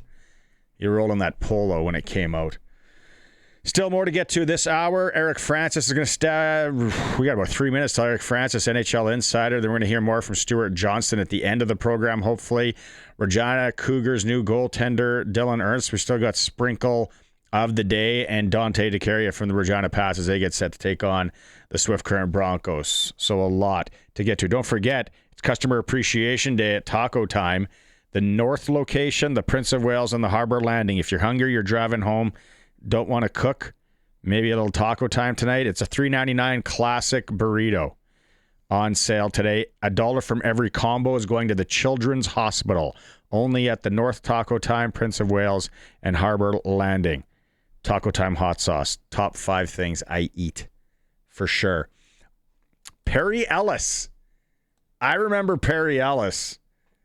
Sharky just texted in Perry Ellis. Sharky would be a Perry Ellis guy. Come on, Sharky. We all know you ran a Stetson or a Brute or a Old Spice. I don't think Sharky would have been on the Jupe. Fahrenheit. Fahrenheit was my go-to for a few years there. Let's get it going with Eric Francis. Now for Inside the NHL with Eric Francis on the Sports Cage. Inside the NHL is brought to you by Sports Select. Getting in on more of the sports action you want is as easy as playing at sportsselect.com. Simply make your picks online, generate your QR code, and lock in your bet at your local Lotto Spot retailer.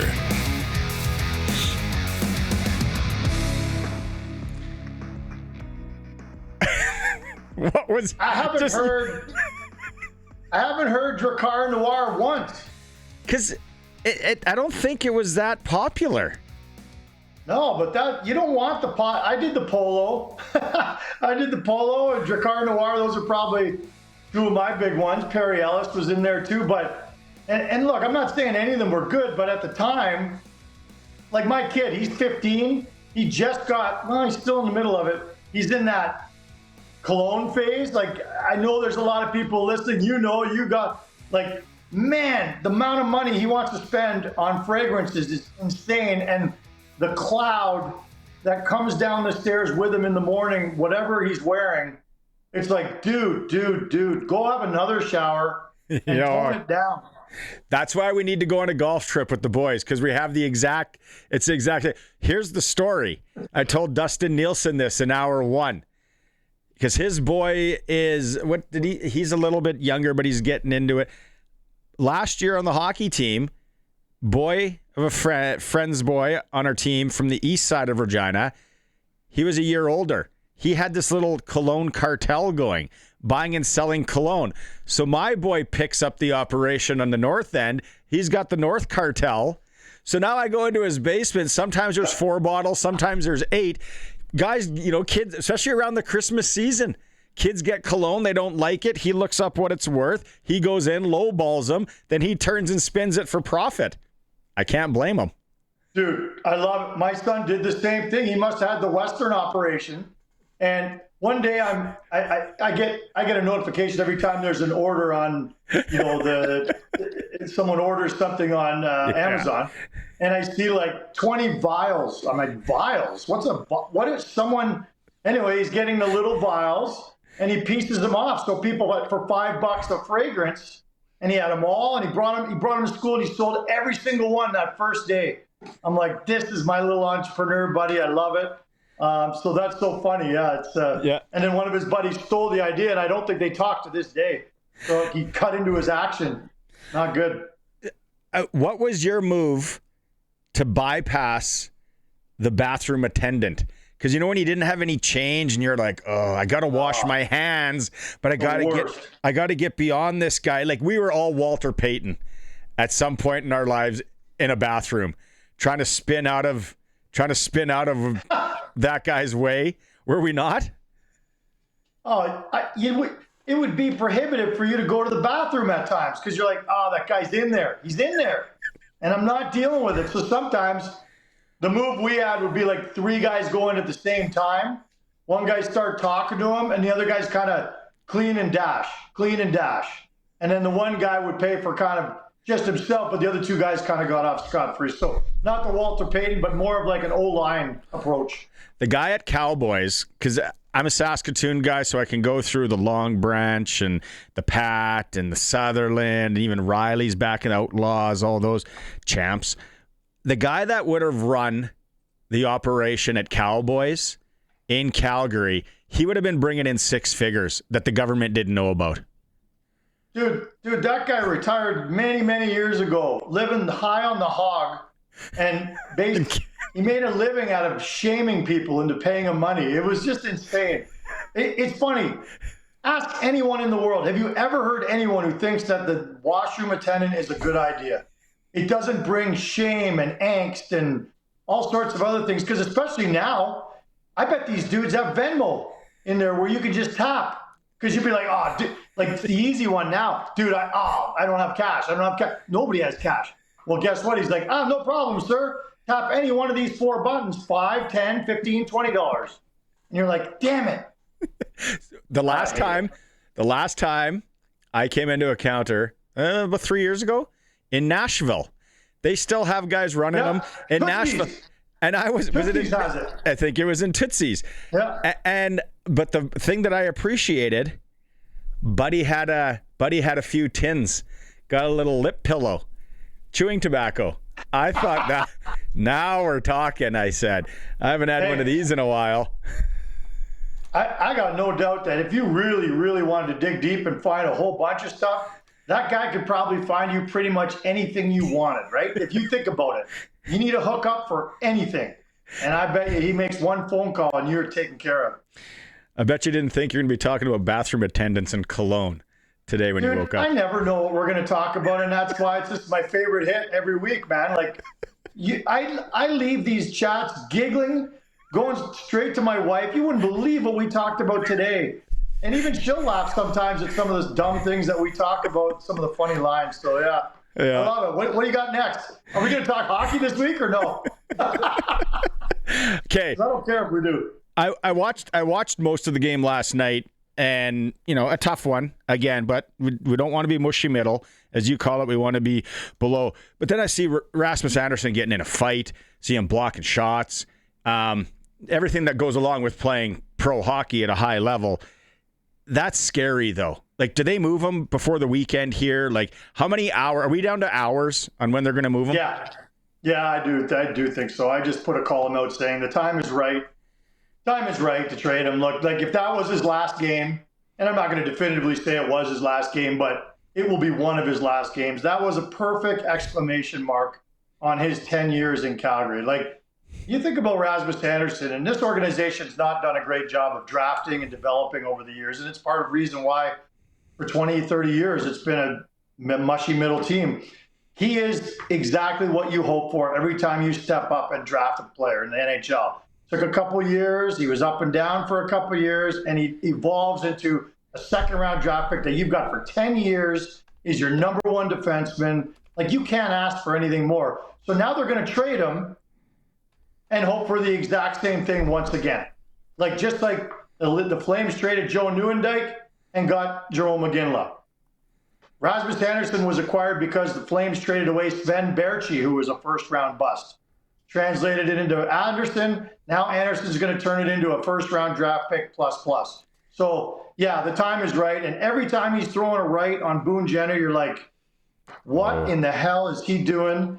And the way I keep putting it to you, I think, is this is just another example of the hockey gods screaming at Craig Conroy, dude, move now. Coleman's already out.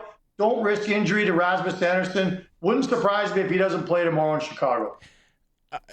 I totally agree. And every time he threw that right and that helmet was still on, I was like, oh boy.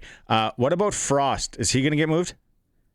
I don't think so. I really don't. He's in that age group. They traded for him and Farabee for a reason, because they're in that middle age group that they can grow with. And, their center, Frost is their second best center behind Kadri, and Backlund's in there, whatever. They only have 3 centers in the organization, and Frost has actually been way better than he was last year. So, no, I don't think Frost is on the docket at all. He's not perfect, but he's upped his game a lot since they acquired him. So I don't think he's in play. Okay, back to Andersson then. One more thing. What have you heard what teams are kicking tires there? I think every contender in the league is pretty much looking for him. I was going through some of the rosters, and pretty much everybody in the league is looking for a right shot defenseman, even if it's not in their top pairing. Even what an incredible add he'd be to your second pairing if that's what you want to use him for. So, Montreal might not. Montreal's more of a Coleman fit, I think. But I've heard everything from Detroit to Dallas is the front runner. Vegas probably doesn't have the assets to make it happen, but they sure would like to bolster that right side with Pietrangelo being gone.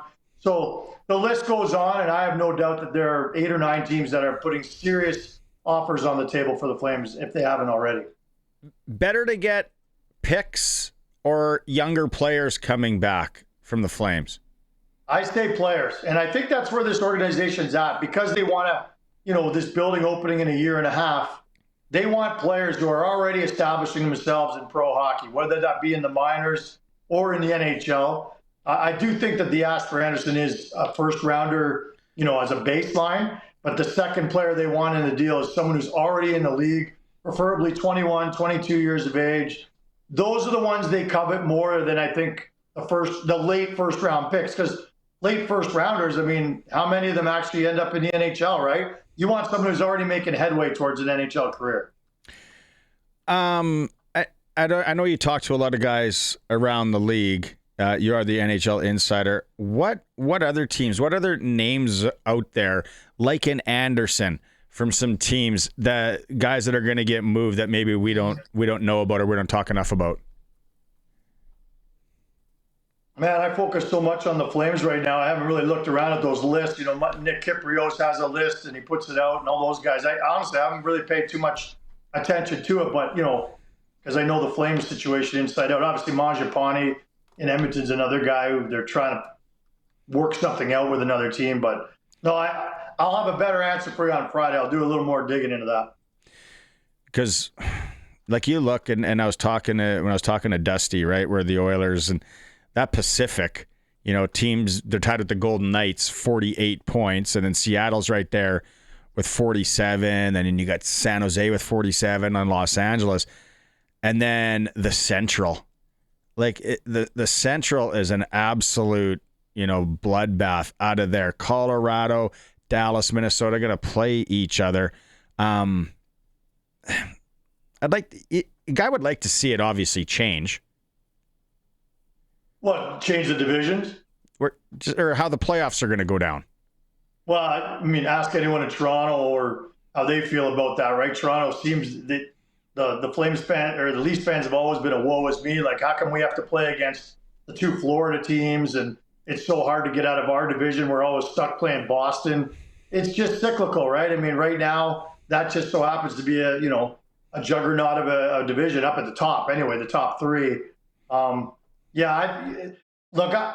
There's part of me that likes the 1 versus 16 that we used to live through when we were kids. Because of the randomness, you'd be like, who are we playing? Man, I haven't seen them play in years. I don't like that. I like what the NHL got it right many, many years ago when they said we want to focus on divisional rivalries, and the best way to build rivalries is through the playoffs. And so you're fighting divisional foes. That builds rivalries. You play them 5-6 times a year. The fans buy the tickets. The vitriol gets going. It's the right focus. It's the right way to do it. I don't want to see them change it. I love the way it is. CFL's all CFL hardos and fans, and they're all up in a tizzy because, some rule changes coming. And Stewart Johnston talked today. Thought he did a good job, and he's taking recommendations and all that. NHL-wise, besides what we just talked about with teams moving and all that, actual rules in the NHL, what would you like to see changed, or what would you like to see them look at? Well, the big thing I'd like to see them change is 3-on-3 overtime. Like that you remember when the rule changed coming out of that lockout, they introduced 3-on-3 hockey. Younger listeners are like, what? I thought they always did a 3-on-3 hockey. Well, there used to be ties. But 3-on-3, that was so exciting. Do you remember when it first came out? It was like the NHL said, look, we're sorry we lost a year of hockey, but we're going to gift you this incredible new bonus. And some people thought it was a shtick, but when it happened, it was amazing, back and forth. Well, now the coaches have ruined it, and it's reload, get back, come out of the offensive zone. I would like to see a rule where, I don't want to say you can't bring it outside of the offensive zone. Like, how they reload? Yeah. There's no options in there. I would like to see them, though, say you can never go past center, though. You can't reload and go past center. So you can come out 5-10 feet, but you got to get right back in there. Or maybe there's a time frame. You can only come out for 2 or 3 seconds before you have to dump it back in or make a play to get in there.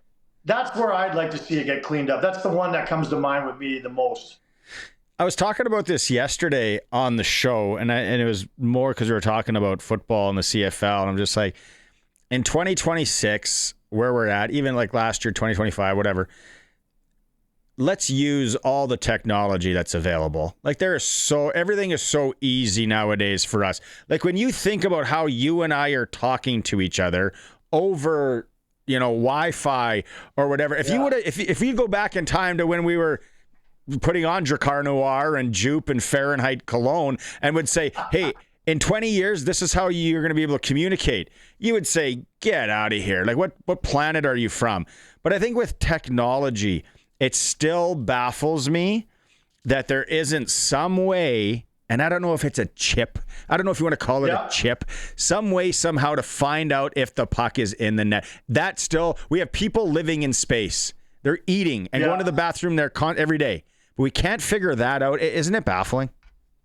I 100% agree with you. Remember about 5 years ago, they had a chip in a puck, and it was a prototype. They were testing it, and the overwhelming response from players who were messing around with it over the summer was, no, it's not the same puck. Like it bounces too much, or it's a little heavier or a little lighter. And I'm like, I remember being a little disgusted with it. Like, really? They're telling you that it might be 1/10 of an ounce heavier or lighter, and you're going to tell me that you can tell the difference? I call bull. But for whatever reason, they listened to and I'm all for, like, it is a partnership, listening to the players who said, look, we just don't like this puck. It's not working. So they went back to the drawing board. It's got to be a matter of time. Look, I don't like soccer, football, whatever you want to call it, but I thought I heard years ago, I think at the last World Cup, don't they have a definitive way of knowing with technology whether the ball crossed the line or not, or are they still in the same situation as hockey? I thought they were pretty close, if not there. I know tennis could do it. Tennis got it right. Yeah. Let's figure it out. All right. Perry Ellis, Brute. We got some Hugo Boss. That's fancy coming in here. What I would like to know. What about what? What about Old Spice? Remember how crappy that was? Nobody that you ever knew under the age of 70 would ever wear Old Spice. Like, that's got to be one of the biggest marketing coups in the history of fragrances that I've ever seen. Like, to take Old Spice and make it cool again. I'm not saying the kids wear it. I don't think they do. But it's not my perfume, but that's my deodorant. That's my shampoo. Like, those commercials got me, and it was all marketing. Am I wrong? They came back very smart. Their body wash, deodorant. But back in the day, the Old Spice was on the same level as the Brute. And then, a guy would roll that with a wool turtleneck, and then that scent would stay in there for months. You go to a sock hop or a bazaar or whatever people went to back in the day. That smell was in there. Yeah, you could just dip your dickie in there. And some people don't know what a dickie is. They think that what I just said was really offside. But people do know the dickie, right? I don't. Can you please explain it so I'm not in trouble? What is it? You don't know what a dickie is? Oh, this is fantastic. It's like a turtleneck, but you couldn't afford the whole thing. So it was just a turtleneck part, and it only went down about 4 inches. If you watch Cousin Eddie in Christmas Vacation, he's wearing a dickie under his white sweater, and you can clearly see. Google people listening. Google Cousin Eddie from Christmas Vacation, and you'll see he's wearing a white sweater, but he's got a black dickie underneath it. So it's just a turtleneck. It looks like he's wearing a turtleneck, but it's just the neck part, and it goes down about 4 inches. Most commonly, a detachable false shirt front for formal wear, or a small fold-down seat in older cars. So obviously it was I didn't know that.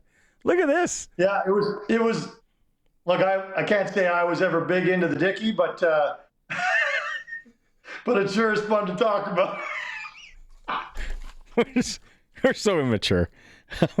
Okay, but that Miami, Florida trip that I'm coming on next year, and then if it goes up to Nashville, if I'm on that one, you and I together, then it just it's even more of a write-off because then we'll be doing our research on washroom attendants at Tootsie's. There you go. And we'll be wearing matching Dickies. I'll talk to you. Go. Hey, for Friday, I want you to ask your wife what cologne she hates. Because I would always go buy cologne, and my wife would be like, get rid of that. So then it stays at the cabin or it stays somewhere. And I'm like, I don't know. You know. Wives know, you know, when I was a kid, my mother bought a Corvette, and she traveled a lot in her job. So I would drive it when I was 16 to school. And there is no question I thought I was the coolest person on the planet driving a Corvette. It was only when I met my wife, and I happened to mention one day that I had a Corvette, that she told me that's the cheesiest vehicle in the world, end of sentence, bar none. I had no idea. God, you learn so much from your wife. She probably was like, where are your tanning minutes? If you bought a Corvette, it came with tanning minutes. Of course it did.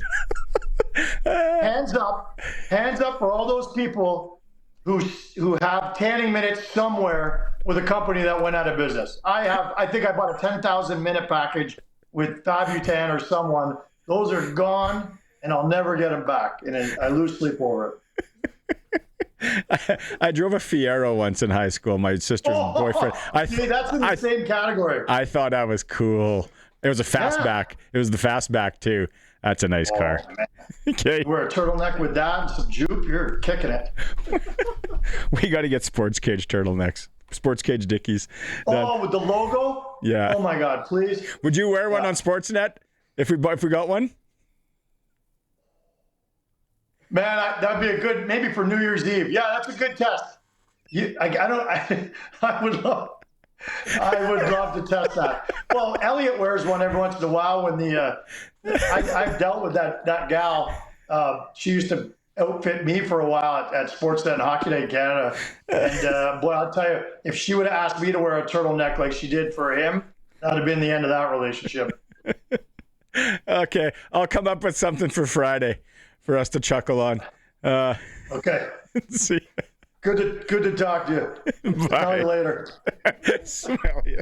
Yeah, perfect. Perfect. That's our NHL insider, Eric Francis. It's brought to you by Sports Select. Simply make your picks online now. Generate your QR code and lock in your bet at your local Lotto Spot retailer.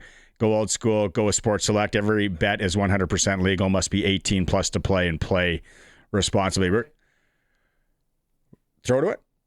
All right. Pats and Broncos coming up tonight. Let's find out more. Okay, joining us on the Western Pizza guest hotline. It's a game night at the Brandt Center. Dante DeCaria, voice of the Regina Pats. Dante, Swift Current's in town tonight. It's Wiener Wednesday. It's beautiful out. It's not cold. Perfect night to go in and watch the Pats play because now every point is important. Yeah, this is a must-win game, and you mentioned Wiener Wednesday. We're actually going to be shooting hot dogs out of the T-shirt gun cannon, so we've got some free hot dogs to shoot out. Yeah, so why wouldn't a guy? Man, there's nothing you hate about Wiener Wednesday, right? Yeah. Other than that, we've got one of our patches giveaway. As far as on the ice goes, Barney, it's a big game. Regina with 31 points, 1 point ahead of Red Deer in the Eastern Conference standings. Swift Current has lost, I think it's 18 of the last 20 games or something like that. They're obviously really struggling right now.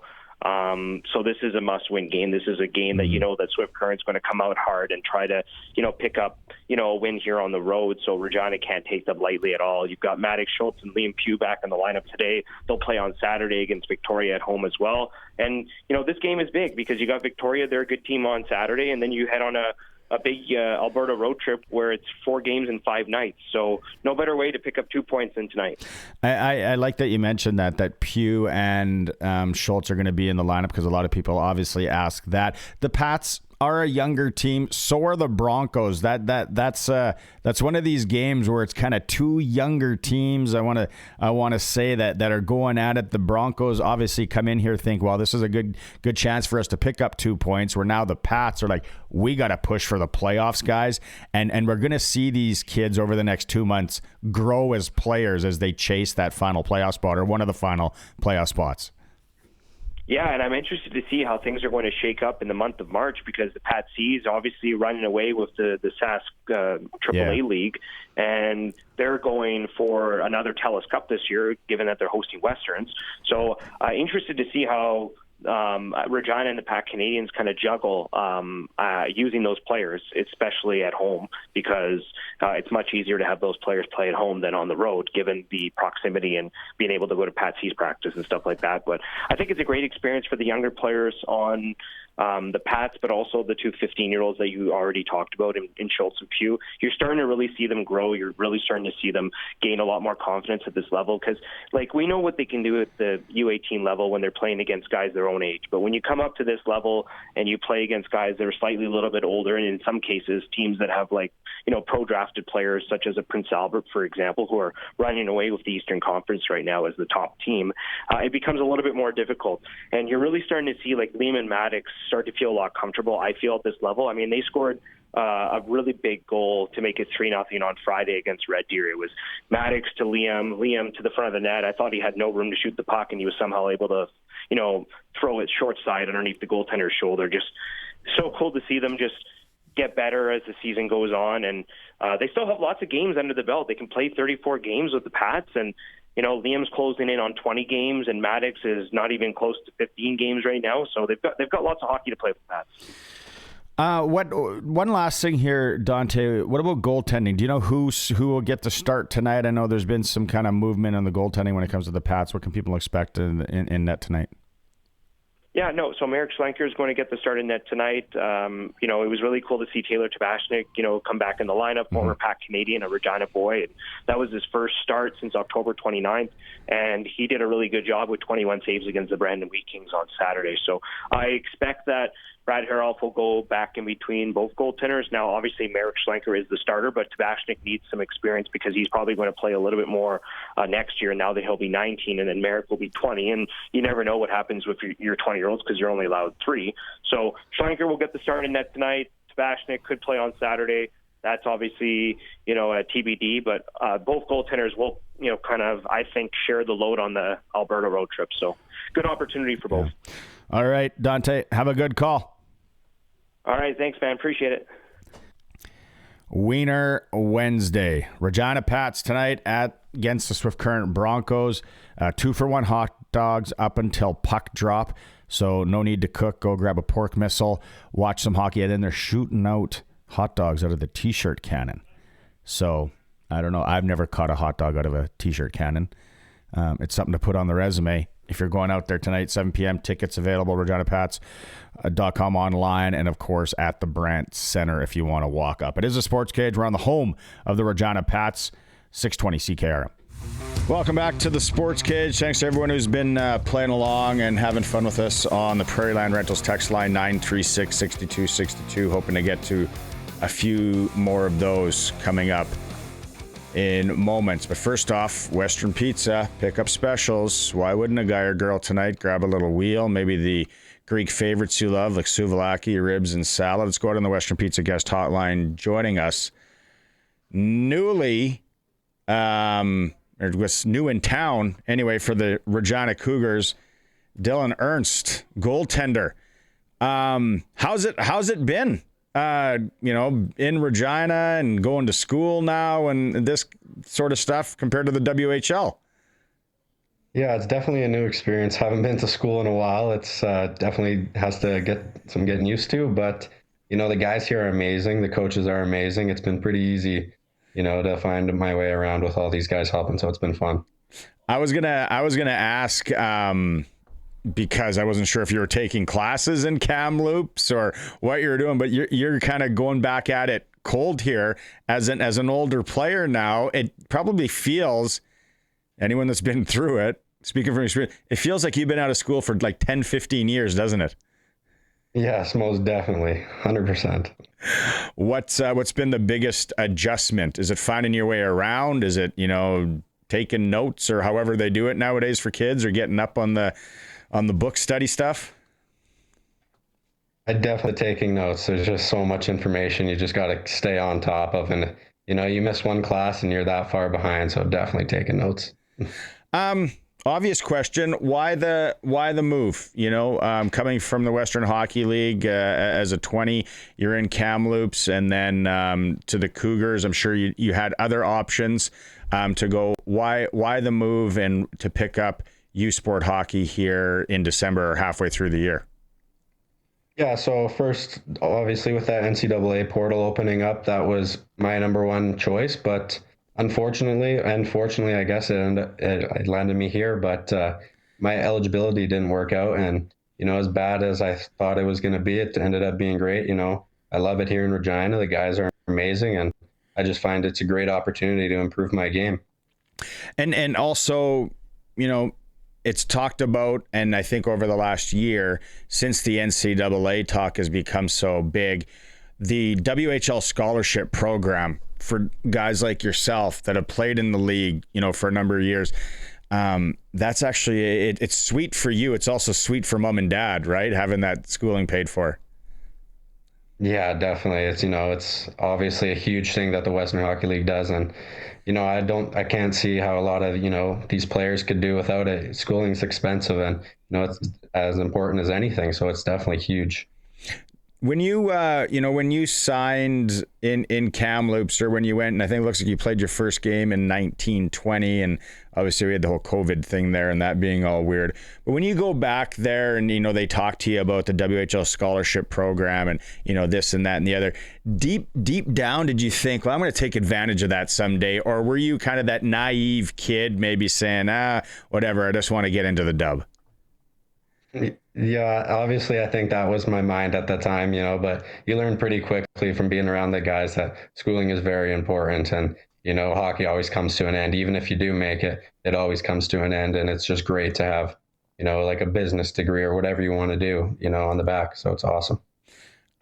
Your dad, I hear, was quite the weapon for the Weyburn Red Wings back in the day. Probably a little young to watch him play, but I'm sure you see pictures. I think it was Dave Thomas telling me he had quite the head of hair. He had the flow, didn't he? Yeah, he had some sort of mullet going on. I see it in a few pictures, and he always comments on my hair, but look at him. So. And the gear back then that we had to roll in wasn't the best either. He's farming. You told me that off camera. Is there any transition for you? I don't know what you're taking in school. First off, transition to maybe farming, or is that maybe not in your forte? Yeah, that's more my brother's side. I think even my mom's pretty happy with that. She doesn't want us both working at the farm with all that conflict, and it's just so. I work there in the summers and do my part there, but, I just want to do my own thing eventually. The conference is tough. The Cougars are always battling. There's some really good hockey teams in the conference. So far from what you see being with the guys, the competition, whatnot in U Sport, how would you describe it? Yeah, it's really good hockey. Like, it's definitely fast. It's heavy. And those guys are, hitting any chance they get. It's not an easy league. And obviously these guys can score. It's, you got to be on your game every day. It's just not a league where you can take a day off. Everyone always has to be on their game. And every guy wants to get better. You can see every guy's in the gym. It's just a great place if you want to improve your game, maybe move on, and also just get your degree. So it's awesome. Being a part of the Monday Nooner podcast and knowing how big senior hockey is in Saskatchewan, did you field any calls when people knew that you might be leaving Kamloops to maybe take a half a year and play some senior hockey, make some sticks and gas? Oh, no, I didn't have any of those conversations, but that would have been interesting, yeah. For sure. Dylan, thanks so much. I love the story. I think it's cool, doing what you're doing, and I'm sure you are going to be, I guess, a bit of a pioneer in respects for other guys that are thinking, okay, maybe I want to go play school, but I'm halfway through the year here. I commend you on what you've done, and keep kicking out there for the Cougars. Yeah, thank you very much, and thank you for your time. Right on. There he is, new University of Regina Cougar netminder, former Weyburn Red Wing, Kamloops Blazers. Says he played with Moose Jaw, a little AAA there as well. Dylan Ernst, and his dad was a weapon for the Red Wings back in the day. All you people listening down in Red Wing country. It is the Sports Cage. We're on the home of local sports here. Streaming through our YouTube channel at sportscage.com and on 620 CKRM. CFL Commissioner Stewart Johnston talked today to the media. We're going to have more of that coming down. Some of the recommendations they are putting out is to keep the last 30 minutes as is, the 20-second clock. Good news for a lot of us, right? Right here on 620 CKRM at 6:30. If you want to listen in, it's the Regina Pats taking on the Swift Current Broncos. It's at the Brandt Center tonight. Wiener Wednesday, 7 p.m. puck drop. Points are at the premium for the Pats there. Saskatoon Blades are home to Brandon Moose Jaws in Everett. SJ Nipawin welcomes Kindersley. LaRange travels to Melfort. Prairie Junior Hockey League. Pilot Butte Storm in Saskatoon to take on the Quakers. U18 AAA Pat Canadians without Pugh and Schultz. They'll still be rocking and rolling at the Sixer tonight, 7:30 as the Saskatoon Contacts are in town. U18 AAA girls, Regina Rebels travel to Swift Current to take on the Wildcats. National Hockey League, one Canadian team in action. Ottawa's at the New York Rangers. SportsCage.com poll today. What change are you hoping for at the CFL's winter meetings? Vote at SportsCage.com. It's for Regina Steelcraft Doors. Made in Western Canada for Western Canada. If you need a garage door, Regina Steelcraft Doors, 40,000 square foot facility. They have it for you. Don't want to neglect the Prairie Land Rentals text line here. And it's kind of went from CFL football talk to Cologne talk. How it started was Mark Johnston from our sister station, Play 92, down the hallway. He set up as a bathroom attendant today. Great idea. Creative fellow. I love. Do you guys remember the bathroom attendants? Colson doesn't. He's younger.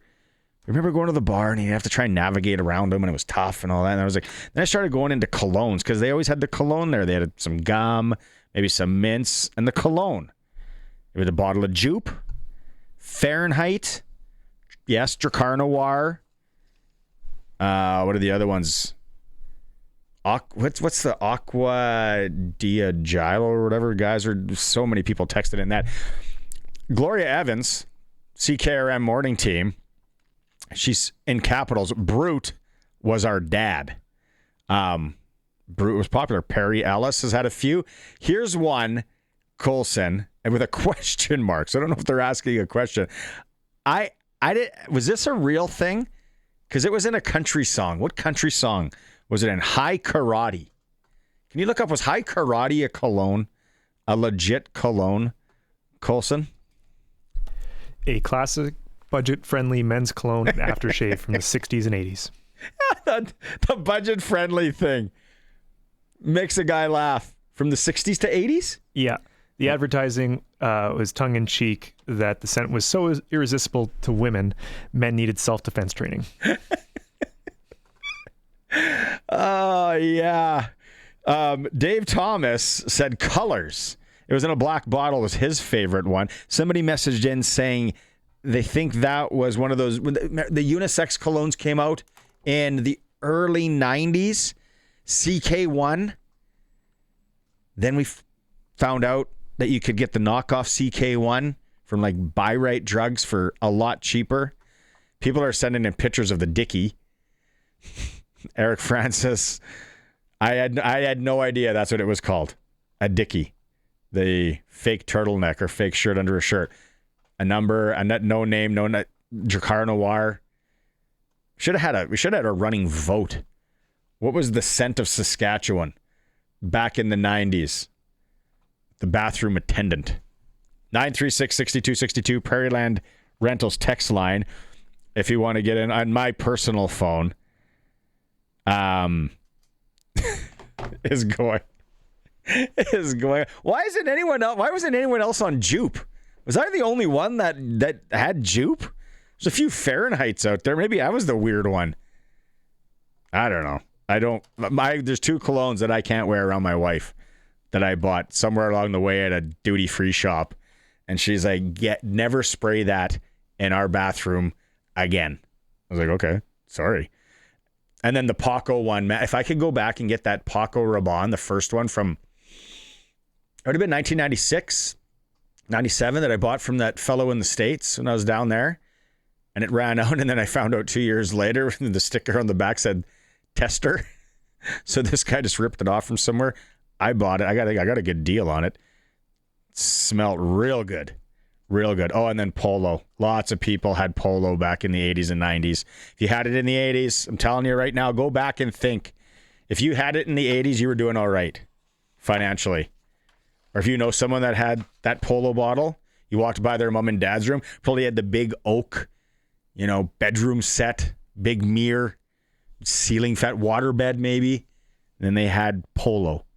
They're like, you guys are rich. We don't have that kind of stuff. Yeah, high karate. High katra. Versace. Colt saying Versace.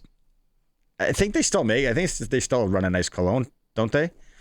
So yeah, if you got a few more, I'll read them here for the next 5 minutes. But back to Stewart Johnston and what he had to say today to the CFL masses. Any chance that the rules and changes announced for 2027 will be reviewed, revised, or eliminated, Stu?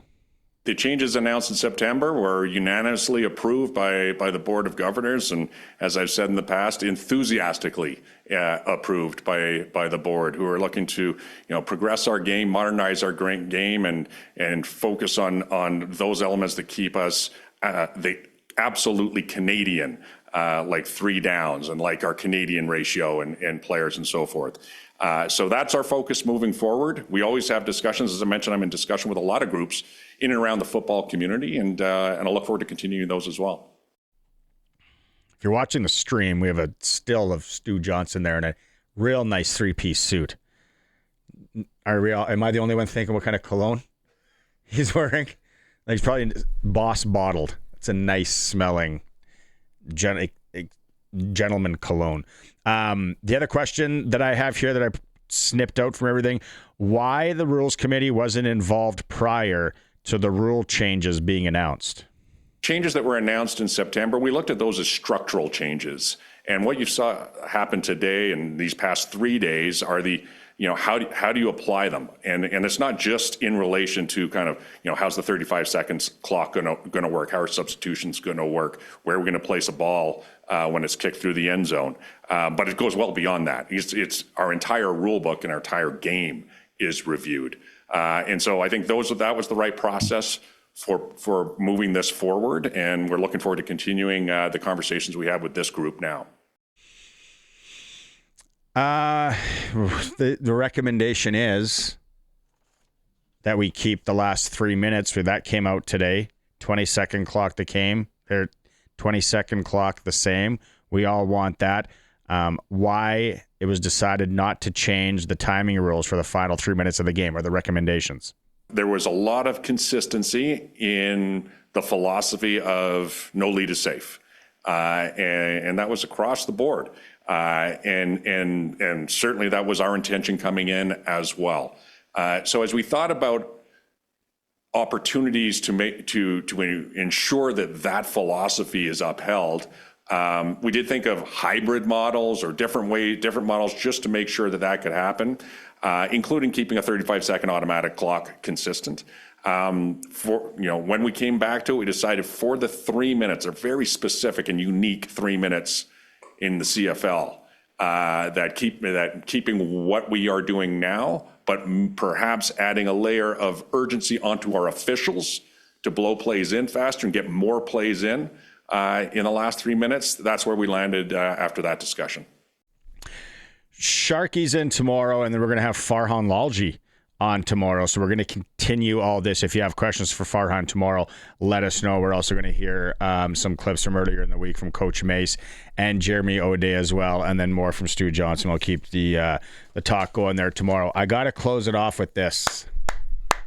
Finally, at 5:57, I finally have a fellow Jupe cologne wearer. 5:57. It took this long. His name is Vern. He says, I still wear Jupe today, and the women still love it. Verno. I honestly got to go find it and smell it. I bet you it'll take me back. Smoke-filled Patricia Hotel, Saskatoon, Saskatchewan, 1997. Some Hadaway playing in the background. That's the year I was born. There we go. You have no idea what I'm talking about. Also, the Real Damon says, see, we had all those polos. How many different polos is there now? The green one was for the rich people back in the 80s. And I have the black one. I think it's almost done. It's a little more spicy. But Real Damon says Polo Sport, the blue bottle. That's his go-to. I don't know. It just came out of the blue. Thanks to Mark Johnson for giving me the idea today. And we had over 100 texts on it. You never know what we're going to do tomorrow. Sharky's in. It's a Sports Cage. It was for Regina Motor Products. Thanks to everyone who participated on the Prairieland Rentals text line. All our guests joined us on the Western Pizza guest hotline. We're back tomorrow. Pat's Hockey coming up in a bit. We'll talk to you then.